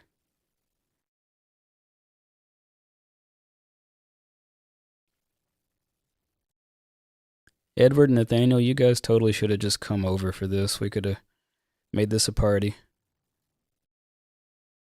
But then we'd all be fighting over the microphone and saying silly stuff. All right, that section looks mostly done. Let's go back and take a listen.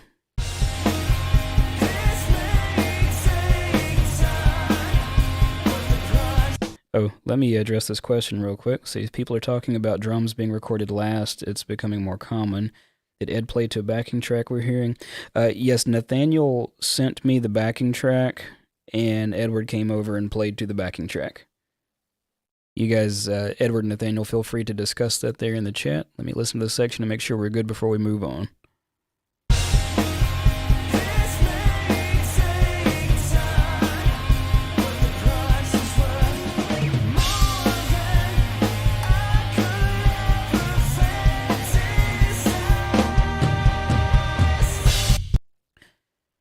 So, more fun facts about Edward.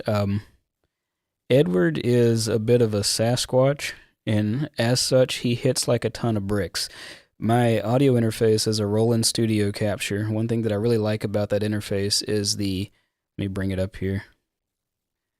I guess I can't really show you, but this AutoSense button here, when I click that, I can basically arm all of the tracks, or all of the channels, and what I would do is just let him play for about 30 seconds, about as hard as he planned to play, and it would automatically gain stage everything for me. He was practically redlining the snare with the gain all the way down. So I kind of had to get him to lighten up just a hair. I know that some of the tracks that I've sent John in the past with me playing, jokes were made about me not hitting very hard. I have a tendency to be a pretty dynamic player, but I guess to put it bluntly, I just don't hit hard. Edward is the polar opposite. He hits too hard. Edward should be able to get a job like recording samples for people who want to sell hard hits. Edward, you should hit up Steven Slate and see if you can perform for his samples.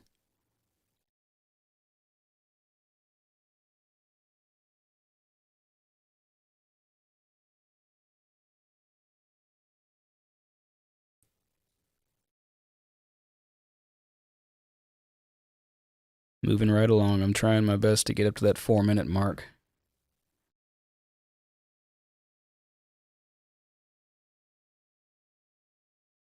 I feel like I missed something. Let's see. I'd prefer to play a backing track.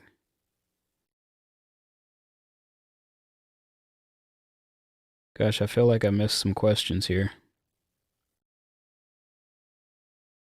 Oh, what mics I used? I've got a set of Audix mics. I used an i5 on the top and bottom of the snare.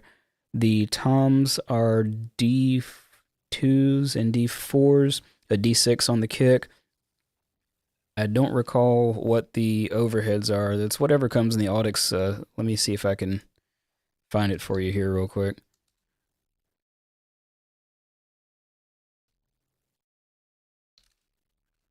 Da da da da da. I'm loving it. So these are the mics that I used, at least directly on the kit. I've also got a couple of inexpensive Samson CO2 pencil condensers that I will use for the, what do you call them, spot mics for the hat and ride if the performance needs it. And for my room mics for this, I just threw together a couple of random mics and tested them a little bit before Edward came over, and they sounded good. One of the room mics is an Audio-Technica AT2020, and the other, and that one is a condenser mic. The other was a dynamic Golden Age Project DA2, I think the model is. I'm not big on model numbers. But yeah, that Audix drum pack is phenomenal. I think it was a very worthwhile investment.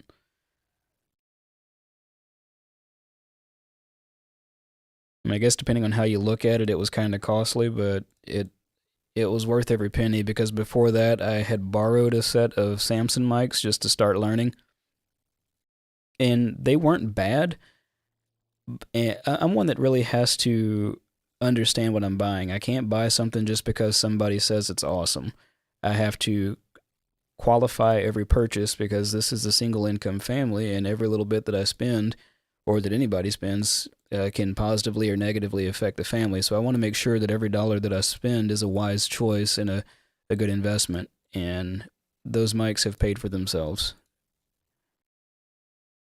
I mean, it's really nice to have. How can I word this?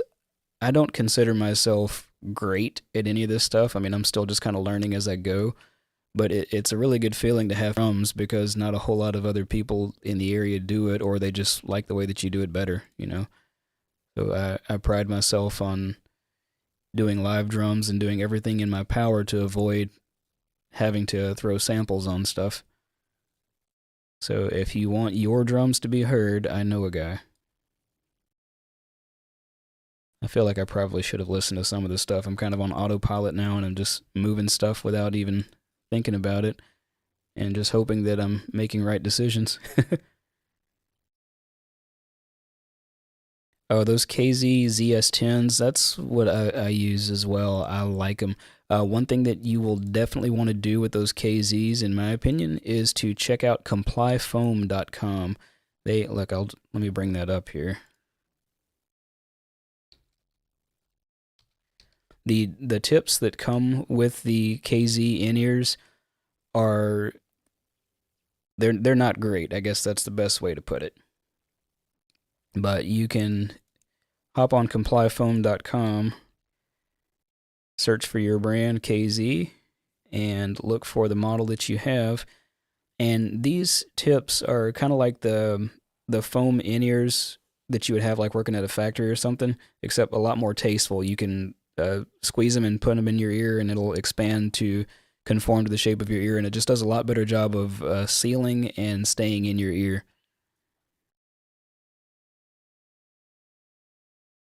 Ever thought about getting triggers and layering live drums with samples? Not really. I mean, I have Slate Trigger, which does a pretty good job of picking up the transients, so I guess there's not necessarily a need to buy triggers. I mean, because there's a billion and one different applications that someone can use to pick up the transients and augment the performance with what do you call it? With samples, if that's what they want to do. Let's check this section since I talked throughout the whole thing and have no clue what decisions I made.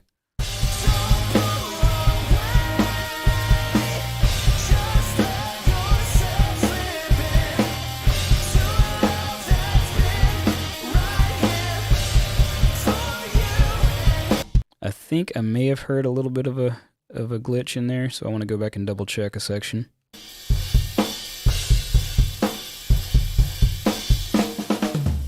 No, that all sounds pretty good. Edward has a bit of an oddball symbol on his right side crash. Perhaps he'll tell you a little bit about it, but it's some kind of a symbol that he modified heavily and added like a tambourine on or something. And sometimes the noise that that symbol is making makes me think that it's a glitch, but it's just that symbol. I didn't think that it was going to sound very good. I didn't really care for it just being hit by itself.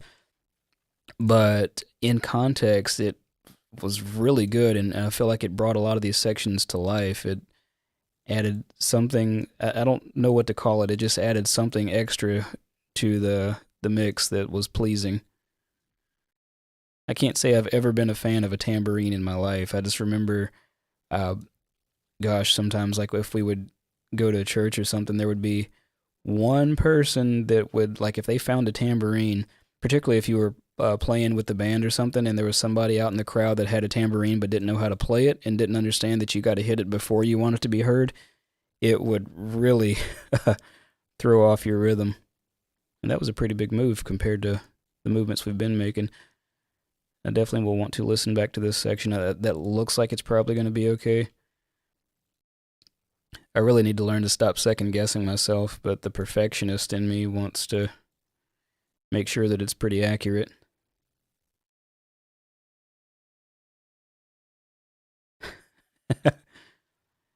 Adam, I don't want to talk about it. That dog is still snoring. I'm gonna have to wake her up before the stream is over so everybody can meet Belle.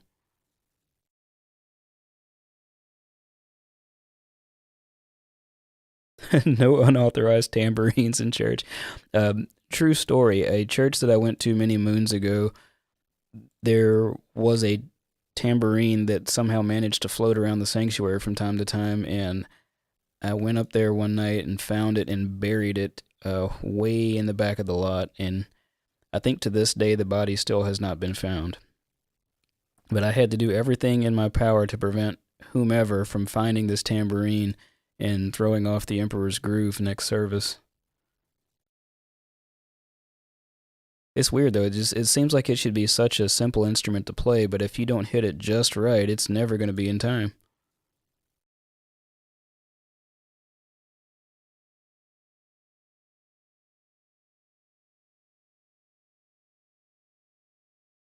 Where did that go? Sorry, I could have sworn I saw something on YouTube asking me to approve a message, but then it disappeared.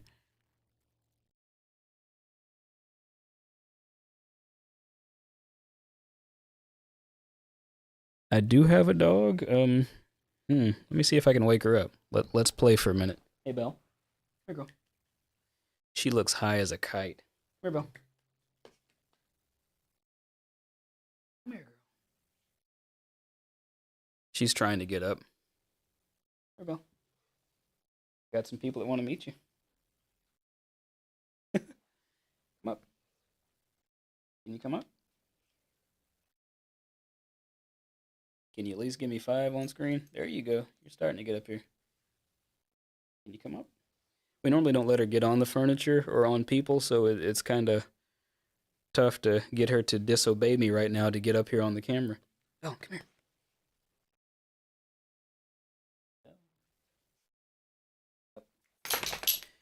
She does not want to get up, but hopefully you can see a glimpse of her. She's wanting to lay back down now. Maybe later. All right, let's see. Where were we? See, this is why I never get anything done, because I'm always playing with the dog.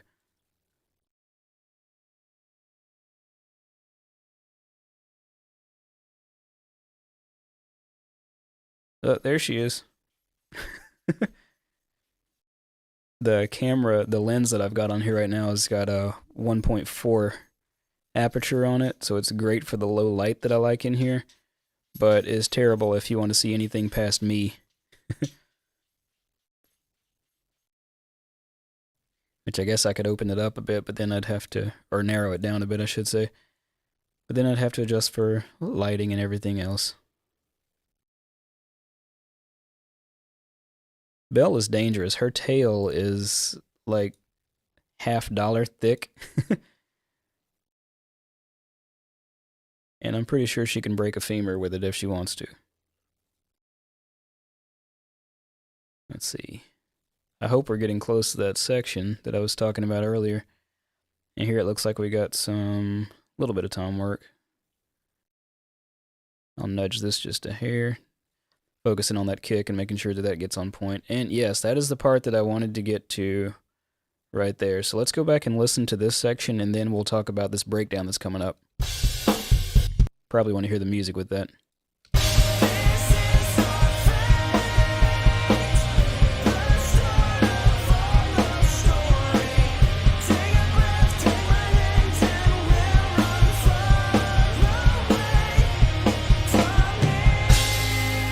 Alright, so we're sounding pretty good here, I think. This next section that comes up, as you can see, we did 2 takes from here. Let me switch back to normal edit mode. And let's see, if I can remember, I need to remember once we get here, well, we'll just mess with it and see what happens. We'll go ahead and edit this interlude because there's not a whole lot here that needs to be done. Oops.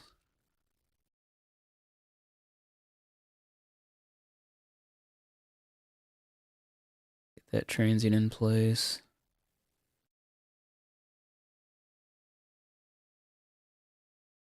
Once we hit that interlude, we'll start to take a look at the two different takes that he did, two different ways.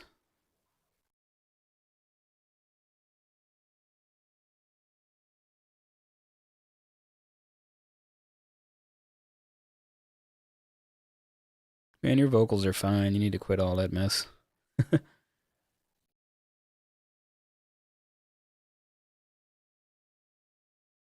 I guess it's going back to what I'd said earlier about music from like the 30s through 50s and how recordings were done back then. There's so many people these days who are not necessarily great performing artists, but they have a look, and thanks to Melodyne, they have a recording contract. I don't understand it. Meanwhile, there's insanely talented people out there who will never, make it past the county fair, unfortunately, because they don't look the part or didn't get the right opportunity.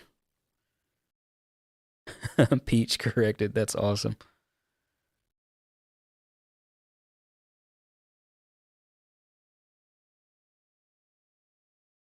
Thank you guys for hanging with me this long. I really wasn't sure what to expect and made no preparation for this whatsoever other than making some particle effects for the starting soon screen using DaVinci Resolve. I'm working on learning that too. I don't know, I just like to learn as much as I can and not get great at any of it, so I try to tackle like a billion hobbies at once.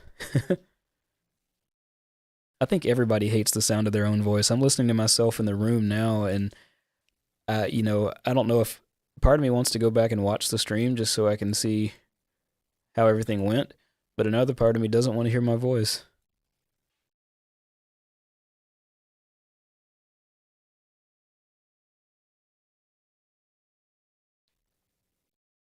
A Reaper party, that's awesome. This has got to be the longest lasting cup of coffee I've ever had.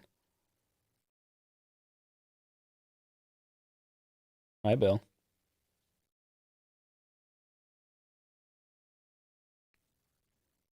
She's giving me that look, but I took her out before the stream. I hope she doesn't have to go.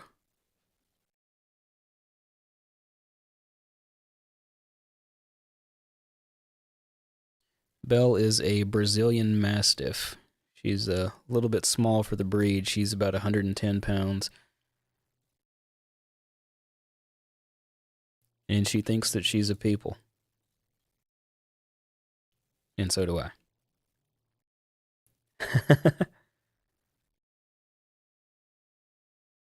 Thank you about peaches. We had so much fun making that. I think my wife really enjoyed the part where she got to dump a couple of cans of peaches on Nathaniel.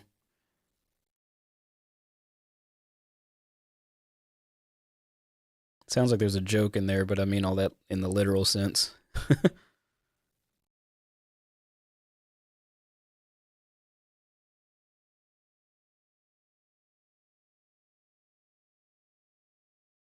A cup warmer. Yeah, that's.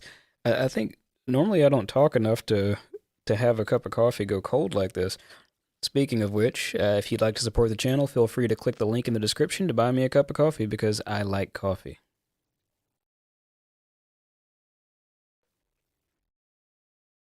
I didn't used to like coffee, but when I ran my own IT firm, whenever I would go to client locations, they would always have coffee, and the price was right, and it was cold. So I guess I kind of developed a habit of just drinking coffee for the sake of being warm.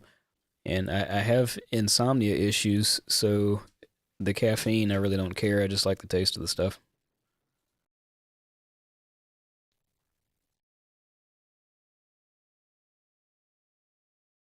Seems like we should have been at that section by now. It's probably just right down here.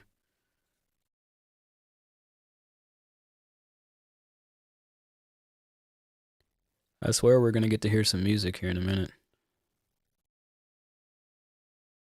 Because nobody really wants to listen to me talk or see how to edit this stuff. You're all just here to listen to and get a sneak preview of Requiem Repose's new song. Okay, the breakdown's coming up. Let's listen to this up until that point.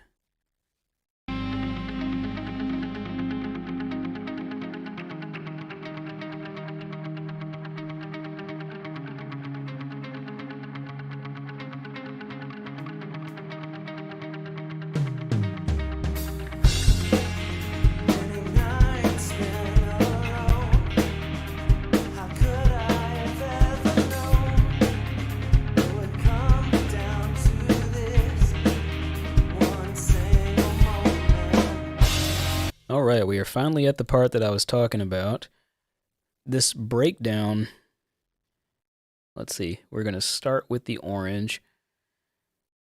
So we'll just get everything on that first take. So the first time through this, Edward played it like this.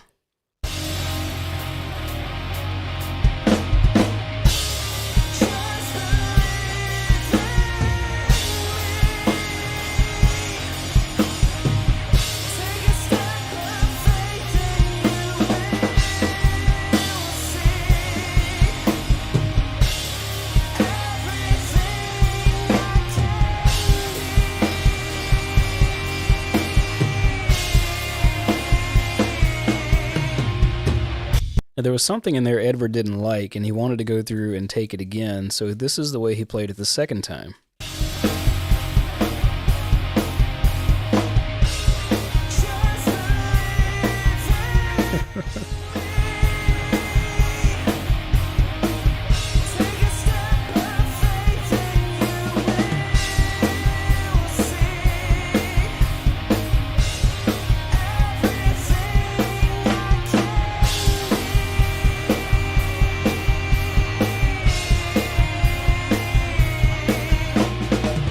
And as you can hear, both performances sounded fine, but what we ended up doing was alternating. I've split this up in advance, obviously, but ended up alternating between the takes and going from the full-time to the halftime feel. Let's take a... Well, let me go ahead and get these lined up a hair, and let's take a listen to it edited. I want to go ahead and... Whoops. Just need to click something there. I want to go ahead and make sure that this second take is lined up as well, just in case I ever decide to switch to that take. When you're zoomed in far enough like this, you can press the default key is Control-L to be able to see these take lanes, to toggle between them, I should say. Because if I press it again, I'm isolated to a single take. But if I press Control-L, depending on how much vertical space you've given a track, you'll be able to see the different takes.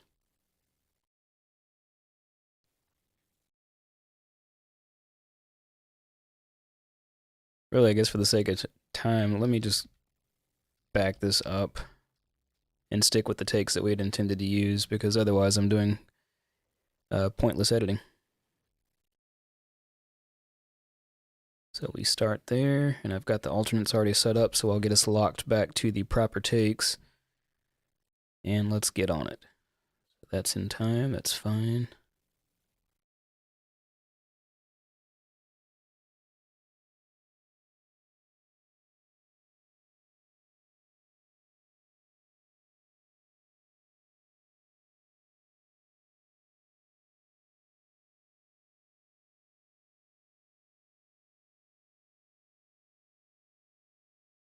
And the difference in the colors from that last section to this one just is an indicator of the different takes.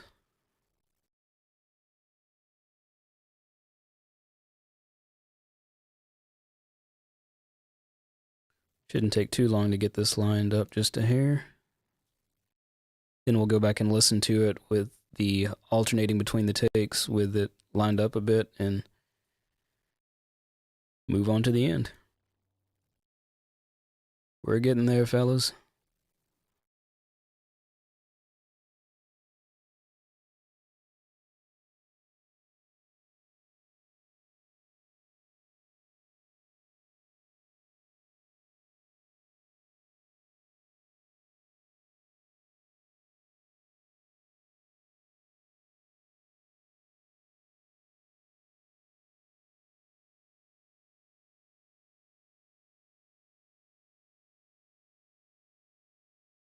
Oh no.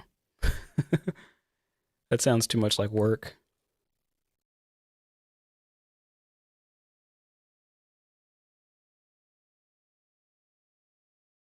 But yeah, this alternating between them like this was never the intention, but I sincerely hope that Edward liked this arrangement enough to commit it to memory and just do it because it sounds really great in context.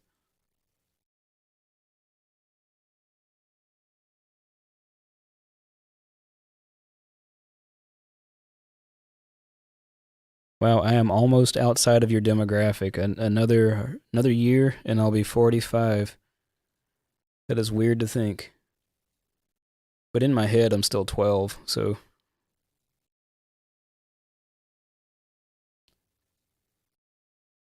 and I'm about the height of a 12-year-old, so there's that.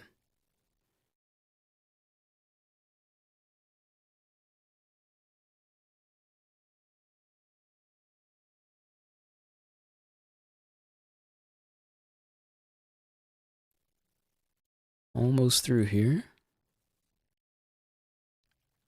I find it interesting how many times I say I'm almost through and then I scroll out or zoom out and realize I've got like another hour's worth of of music to edit.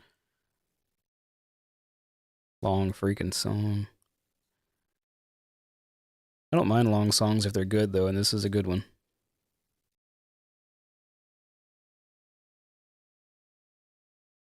27? Not hardly, man. I am 44. Been married, oh gosh, I got married in 1997 and I'm bad at math. I believe I've been married 23 years.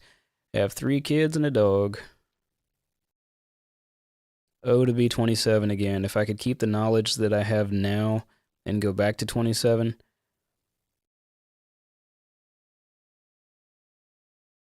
I would be unstoppable. 45-year-old body.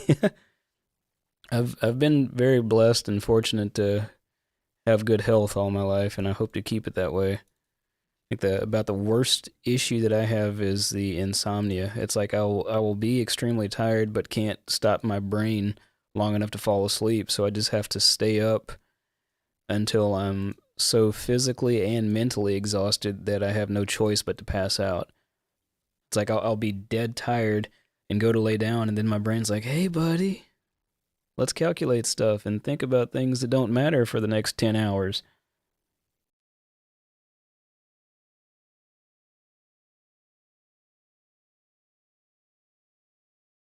The cannabis channel. I feel like I'm missing something and that I should be doing all those mentions about subscribing and liking and all that stuff, but hopefully you guys already know that if you haven't subscribed.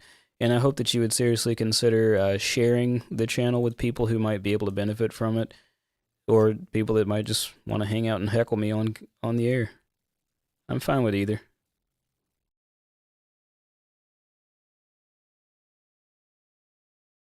And I definitely want to thank John with Reaper Blog for mentioning me in the newsletter today and sending a few folks my way. I am doing my best to inch forward to that 1,000 subscriber mark, which the growth on the channel, in my opinion, has been phenomenal since it's only been in existence for, what, 5 weeks now? Depending on where you look, it'll show that the channel's been around since like 2008, but once I decided to start doing these Reaper videos, I changed the name of well, basically I rebranded my channel, deleted my personal junk, and just decided to dedicate it to this. So the Let's Talk About Reaper channel in and of itself is, I think, about 5 weeks old. And I have no clue how many subs I've got. I think I had about 450 before this stream. I've probably got about 3 now. Just 3 subs. Oh, look at that, guys. We are at the end of the song. Show of hands, do you want to listen to this or just go ahead and finish up the end and then listen to it all together? I'll let you guys fight about it while I finish up the ending. How's that sound?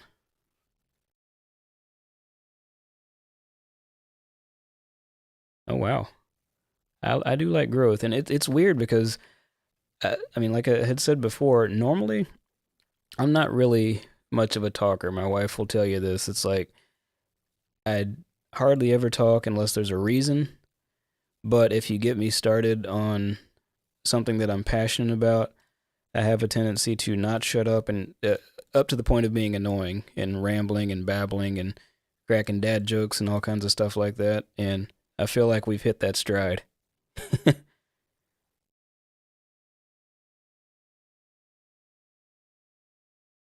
All the way, I am down with it. Al Acoustic, good to see you, man. Thanks for coming by, and I will see you on Discord in the morning, I'm sure. May the dentist visit be everything you hoped it would be and more. Or less, I guess, depending on what you hoped. I mean, if you were thinking it was going to be a painful experience, I hope that it would be less. And if you were expecting a great visit, may it be even better than you expected. And may your bill be very minimal. Dad jokes. Yes, Adam Granatella there will be. Adam, hold on a second. Adam. Adam Granatelli. Yes, you. I'm talking to you. This is your future brown self talking to you to remind you to get started on that Reaper channel that you and I have been talking about. You owe it to the world and you owe it to yourself. Get started. Today's a good day. Now back to our regularly scheduled program. All right, we're going to finish up this song so we can listen to it. We are 2 hours into the stream, and I would dare say at least a half hour of it, probably more, has been spent goofing off, but I like goofing off. Nothing wrong with having fun.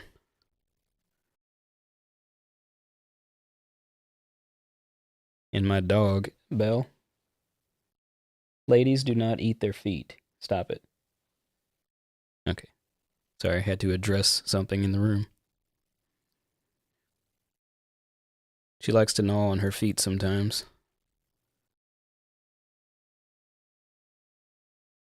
I can't wait to see the jokes that come from those comments.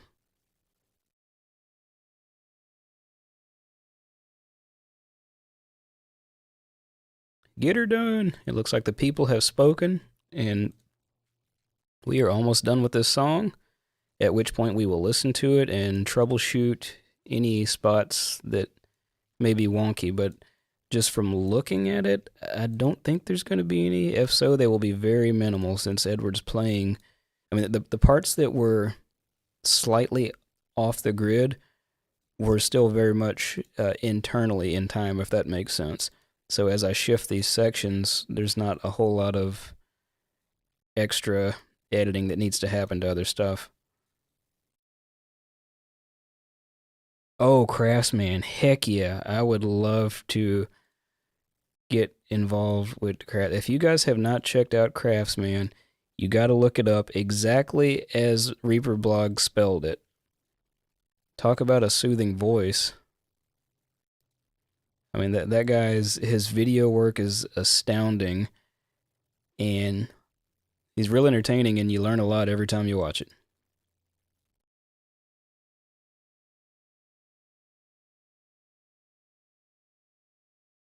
We're in the home stretch. Look at this. I'm editing stuff that doesn't need to be edited now. I think I've just gotten click happy. You start to hit that feverish pace as you see the end in sight. This is more like it should be, like when you're just in the zone and focused, and this is when the fast edit option truly becomes the fast edit option. Got some tom work there that looks mostly in time. We'll address it later if it's off a little bit.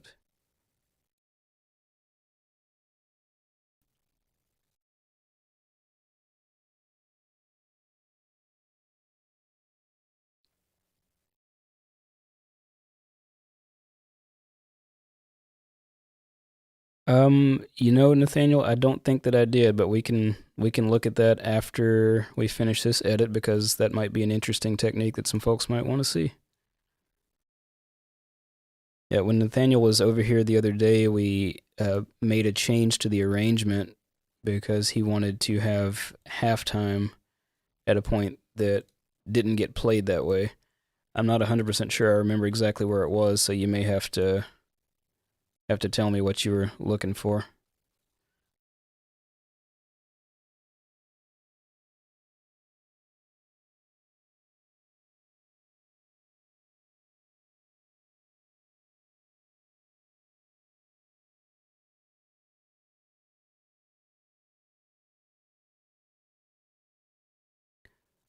John, all I can say is within a few minutes of receiving that newsletter, I started getting some new likes. Now I can only hope that I get 9,300 new subs because of your share, but heck, I am grateful for even one. Quite frankly, I'm honored that you would even consider telling people about us because, I mean, I learned it by watching you, man.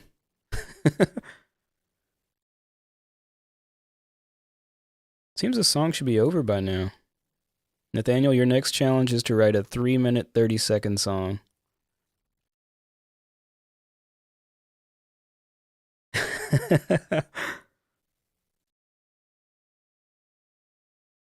I don't know that I want to talk about Active Directory. Yeah, that's what we need to do on the next stream is discuss IT, network security, and the finer points of using group policy to lock down networks and mess with people.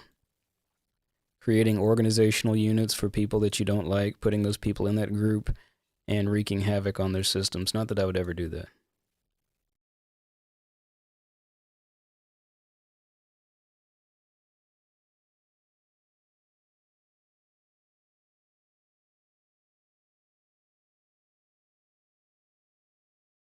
Let's see here.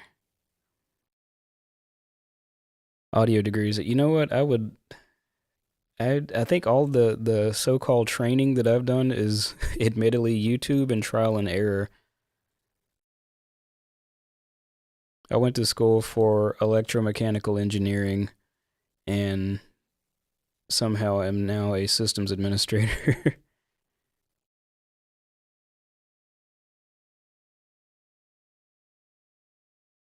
That would be Nathaniel telling me that the last chorus before the end is halftime and the fade out is full time. We will address that after we go ahead and finish editing this stuff in time. I'll probably have to refer back to that message because I'm sure that I'll forget by the time I get there. But I think it'll be fun to listen to it like this and then make that edit that Nathaniel wanted to have the halftime part where it wasn't originally and compare the two. And just, I guess, to show you a little bit more about what you can do with editing once we've got all this stuff lined up. You can move parts around and change up the performance as a whole if you want. That almost goes against what I was talking about before, like preserving the original performance of the artist. But in this case, I'm not using any quote-unquote samples. I'm just moving Edward's original performance somewhere else because the person he was playing for liked it better.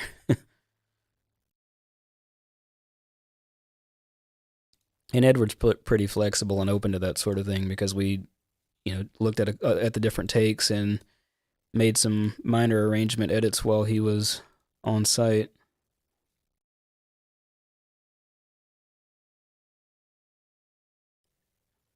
I declare it seems like we should be done with this by now. We're so close.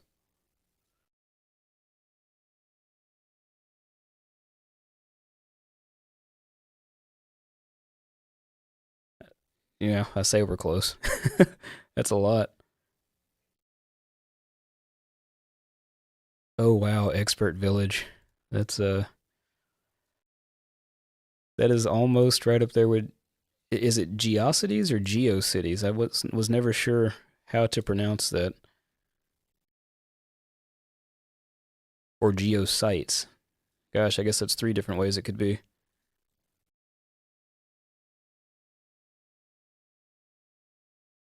Cello major. That's awesome. Oh, no tape. 20 minutes without distractions. I am nowhere near that. Well, I think the key word is without distractions. I very rarely do anything in here without distractions. I just can't because of the way that because of my environment for one and the way my brain works for another. There's always more stuff going on and it's a struggle to stay focused. I mean, because I sit in this chair all day for work and everything in me just wants to get up and do something else. So I think the thing that's keeping me engaged even up to this point is having some people to heckle me while I go and cheer me on or whichever way you want to go with it. It's been a lot of fun so far. I long for the day that I can blow through something like this in 20 minutes. I think my record for doing a song of similar length is about an hour. And some of it is just eyesight related and just not being able to clearly see or focus on what I want to focus on. And another part of it is just the ergonomics of using this mouse. I'm alternating between a mouse and a trackball just because of the wrist strain of. I think in a lot of cases I try to make these movements way too fine.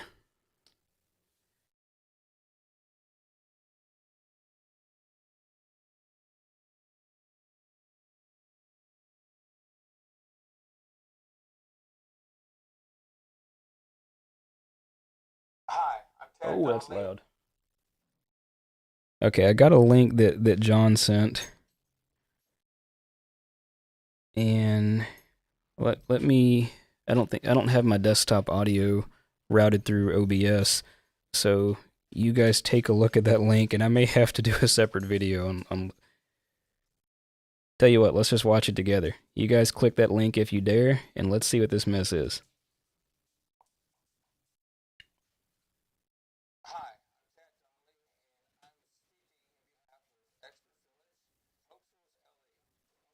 Oh my goodness. This video looks like they filmed it with a potato.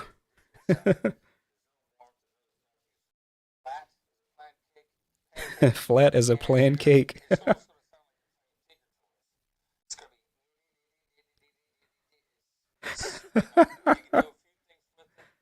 Okay, you guys have to have to check out that video. Oh my gosh. Wow. Oh, you know what? I don't know why this just hit my mind, but probably about an hour ago, one of you asked me about my monitors and had mentioned that I'm not wearing. Oh, I'm at the end of the song. Look at that. Mentioned that I'm not wearing headphones. Um, my monitors, I've got a couple of Kali or Kali, however it's pronounced, LP8s, and the microphone that I'm using is a Rode Pod mic, which is directional. So I've got my monitors turned down relatively low, and just have a gate on my microphone as well. So I've got it to where I can hear the sound through the speakers, but it's not getting picked up by the mic. Let's take a listen to this song, and then we'll try to fix this ending. Feeling rushes in. My walls are so thin. If loving you is a sin, then I will gladly burn. I'll follow you through the storm, even though I am so torn. I know you'll keep me warm. Your touch is all I yearn.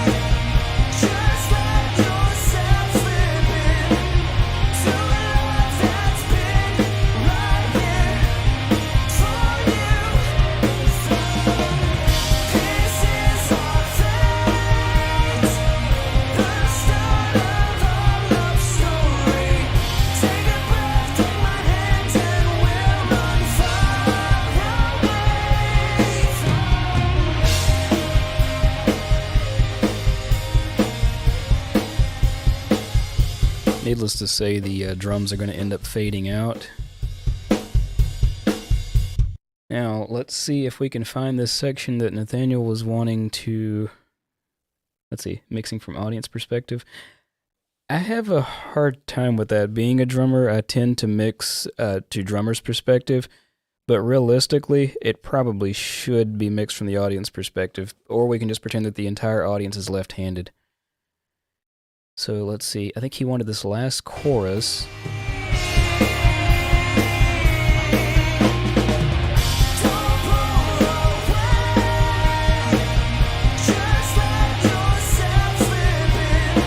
I need to find where this chorus ends so I can turn this out and then bring in the halftime drums.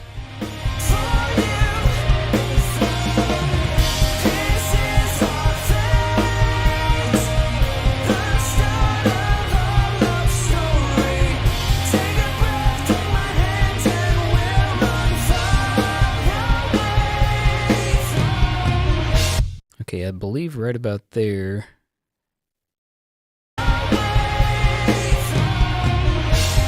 Okay, so right there, let me get my snapping turned on so I'm precise about this. Right about there is where he wants to switch back to full time. So I'm going to go back here toward this marker that says end and probably do something stupid. Grab up to here. Highlight all these drums. And move them out of the way. Looks like I missed a spot, but we'll be fine. Go ahead and add a split there. I can always paint this back in from the other pieces. And now I need to go and find the halftime performance, which I believe is back here on the breakdown. Should just be able to grab this entire breakdown.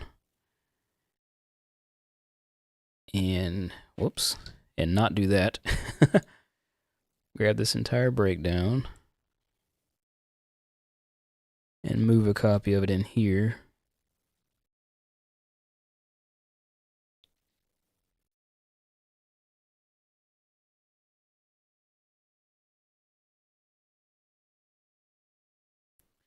I think some mistakes were made here, but we'll see if we can't fix it.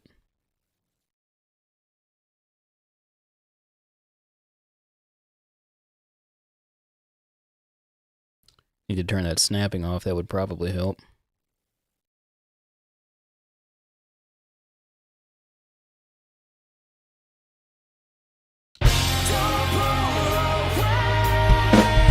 Yep, that's it there. So now all I need to do is grab all of these green parts and make them orange by switching to the other take. And I'll need to go through, since I didn't time align the alternate takes, I need to go through and fix that.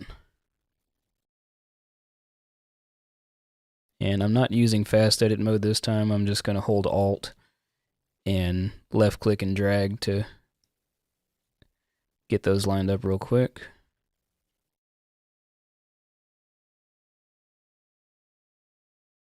Okay, I lied. I'm going to switch to fast edit mode because I need to do a split there.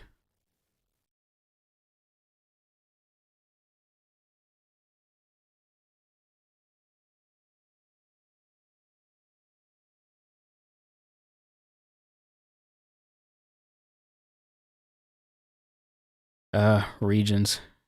That is probably not a bad idea. It's weird. I swear I did this so much faster the other day with moving that, but I think that maybe I moved the stuff before editing last time.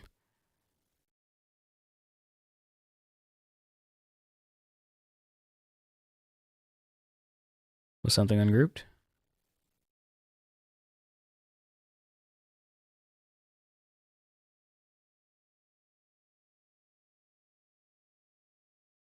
Yeah, it looks like all the sections are grouped. I think maybe I just didn't have it in focus. It all appears to be grouped. Now watch me be wrong. One split on the kick. Let's go back and look.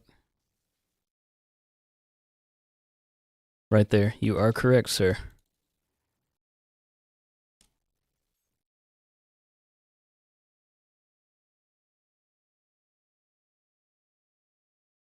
Wonder how that happened.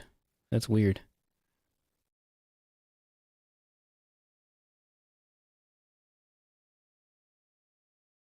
Thank you, sir. Derek, welcome aboard. I think you've come in like right at the what's probably going to be close to the end of the stream, but there is plenty to look at and laugh at in the future. And we're about ready to listen to this after altering the, what do you call it? Altering the arrangement of the song a bit.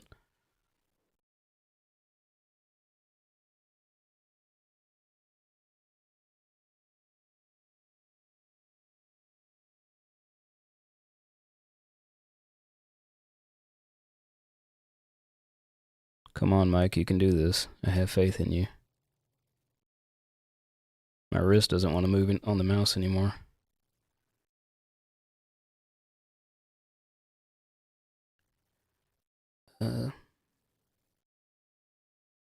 Let's see here.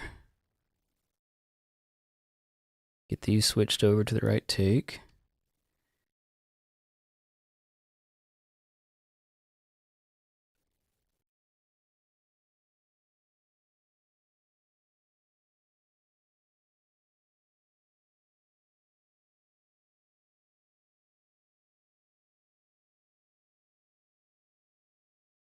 I'm not sure what's going on there.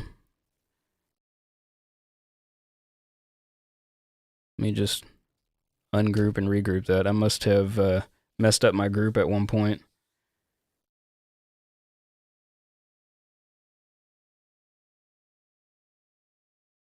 That is Arya, thank you so much for stopping by, and I have to say that has got to be the strangest thing I've ever heard. I gotta go pill my cat. I'm gonna have to start using that to exit awkward conversations. Like, I'd love to stay here and chat, but I gotta go pill my cat.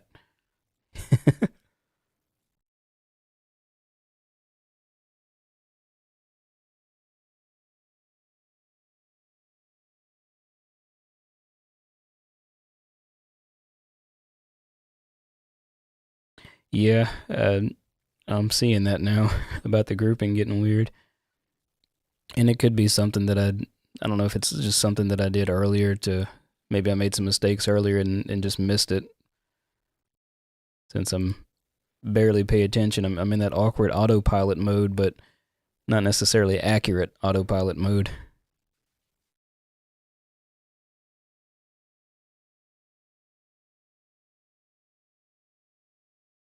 Okay, so we're ready for the next section. Need to make sure that I do not grab any of that orange. You know, probably a simpler thing for me to do would have been to just delete everything except for the first one and drag out just the orange. I'm thinking that now, but that would have been so much faster. But live and learn.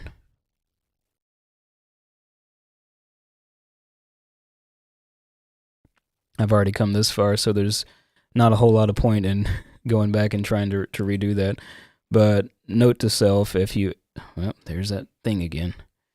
If you ever find yourself in this predicament, just delete most of it and then paint out from the take that you want.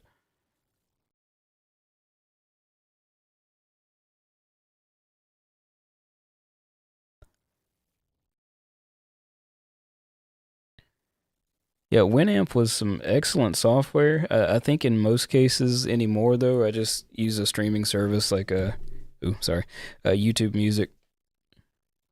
I really don't have a whole lot of music that's local.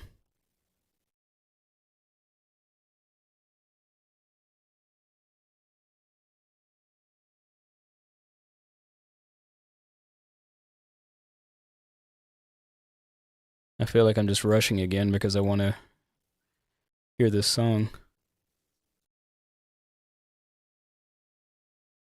So fair warning, what we're about to hear once I'm done with this section may not be entirely accurate, but it'll at least be listenable.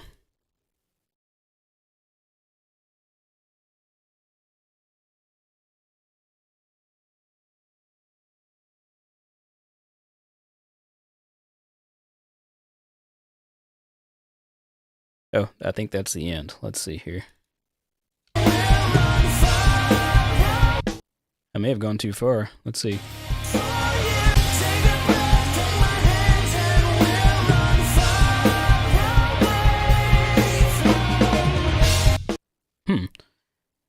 That's actually kind of interesting. Doing it that way, but that's not what he asked for. So let me place a marker there so I don't lose my place again.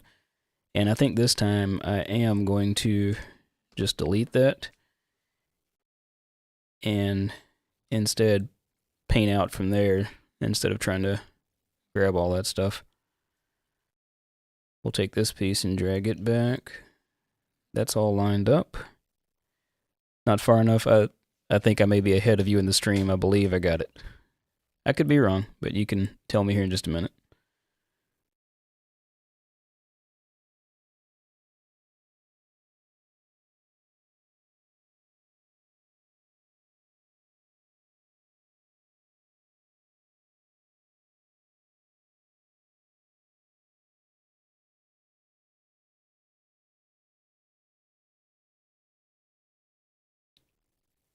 So close.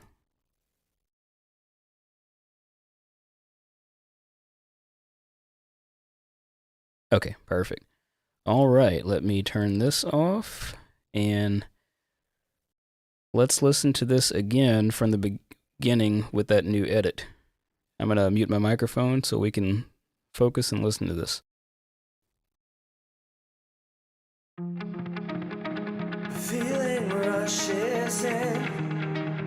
My walls are so thin. If loving you is a sin, then I will gladly burn. I'll follow you through the storm, even though I am so torn. I know you'll keep me warm. Your touch is all I yearn.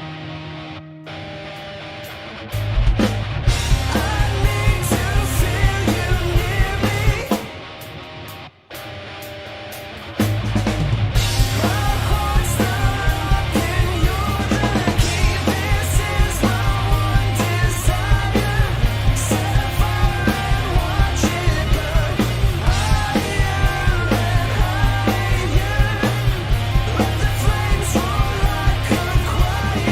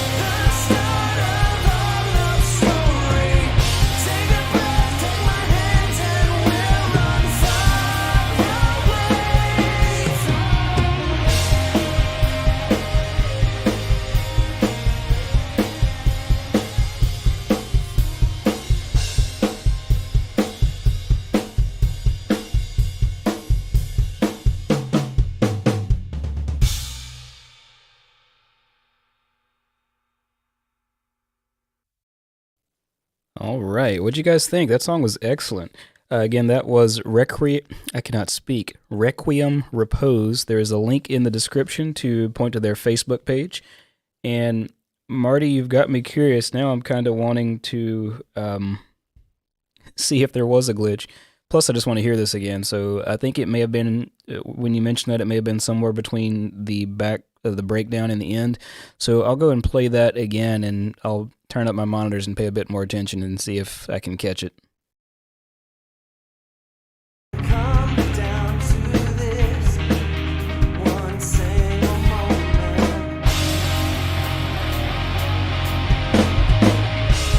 Just believe in me. Take a step of faith and you will see everything I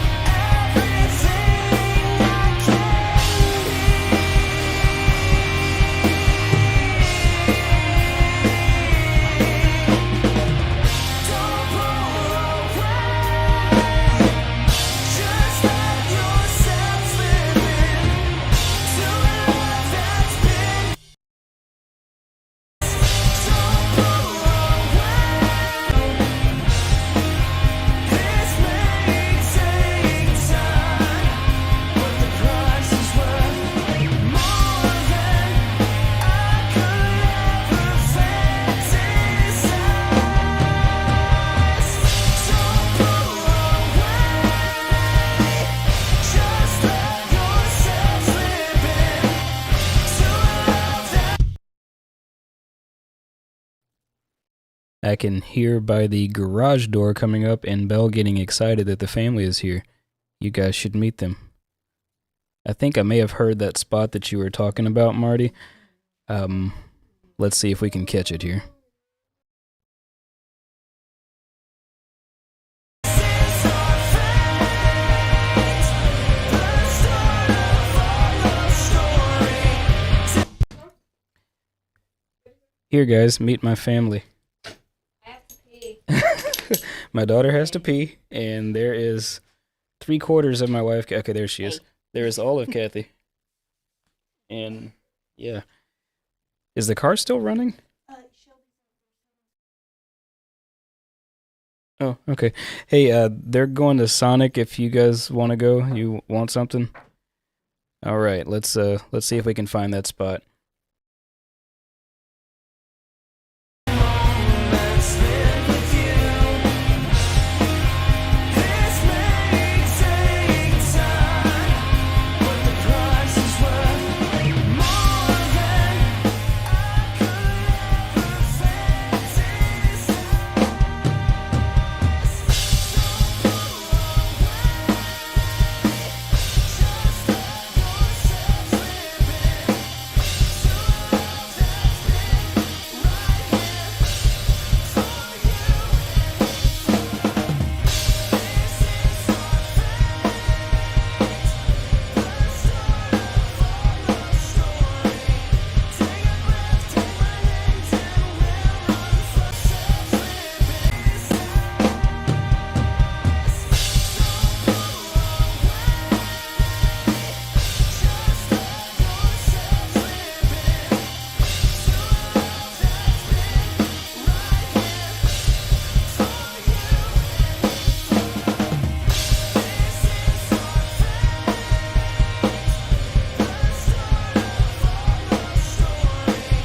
Take a breath, take my hand, and we'll run far away from here. All right, and there goes my daughter. Let's see, 113 to 129. See if we can find this spot. Probably helps if I go the right direction. That's kind of what I'm thinking, but I have been wrong before, so let's focus on these overheads and let's see where the 10-second lag. Oh, yeah, agreed.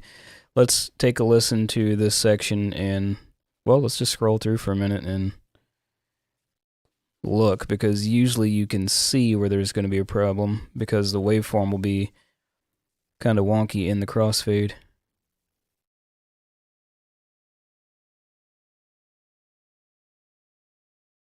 Okay, yeah, that, Marty, I believe that is probably just the cymbal. Let's go through and listen to the drums soloed between that section. I'll start a little bit further back. I gotta stop hitting spacebar on OBS. I keep muting my mic and then unmuting it when I mean to start and stop Reaper. Let me try that again.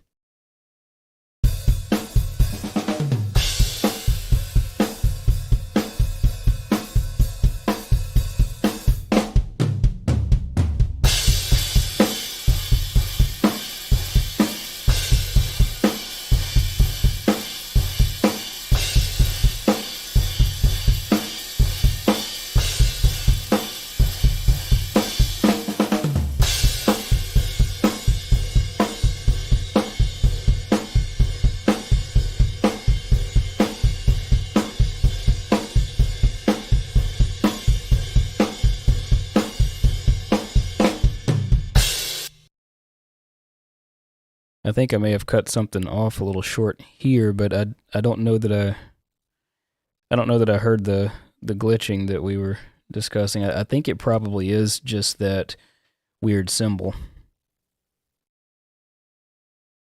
Let me check this last little bit here. I do think I've got a minor tom issue here that might need to be... Go back. Let me hit these toms real quick and I'll go back some more.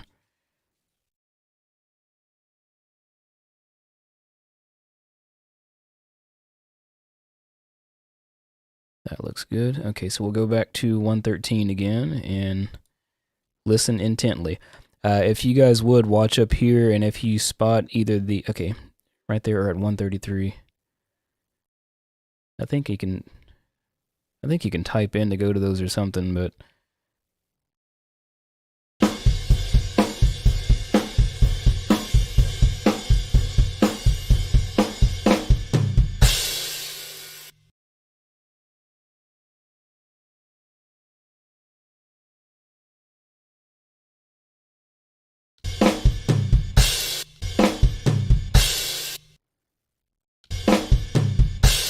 there is something weird right there. Oh wait, yeah, you can hear me. Okay.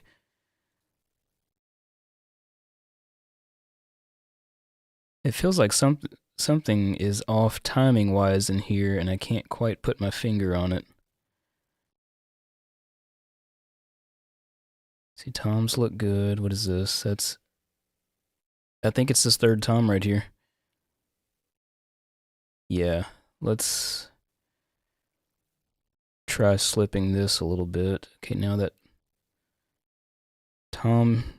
the floor tom is on the downbeat, or is on the grid, and so is that kick. Let's try that.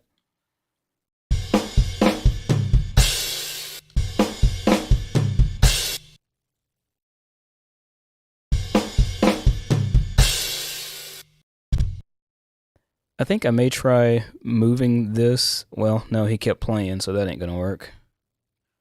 I think that was a take we didn't like.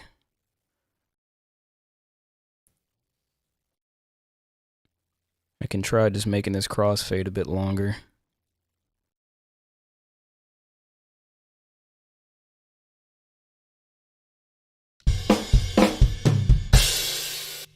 Okay, let's go back to 113 again, because that's, I think we all agree that that's a good starting point to try to figure this out.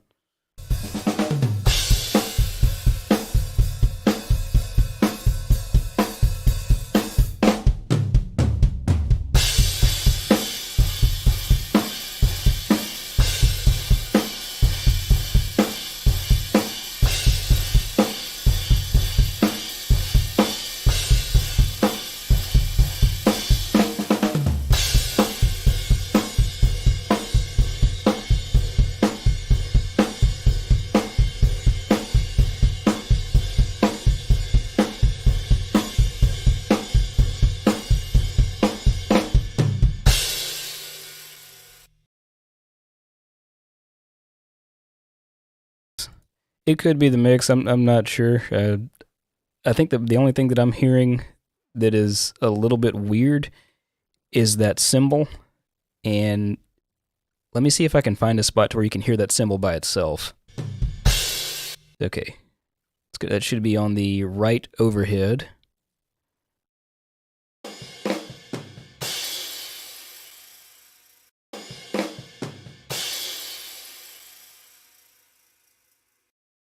It's got a weird sound to it. I guess we should start wrapping this up fairly soon since my family is home, so I'm going to go back to the beginning and play this through in its entirety one more time.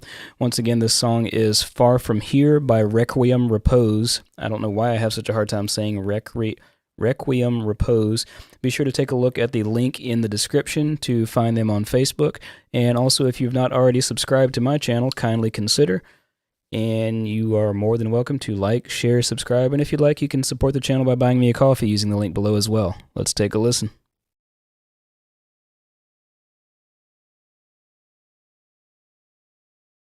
Let me try that again and take the drums off solo.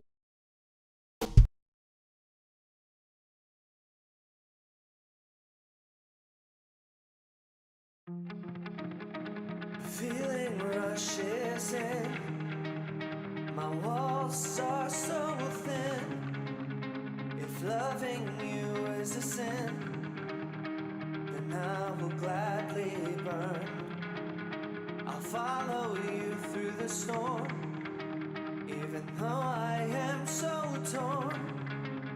I know you'll keep me warm. Your touch is all I yearn.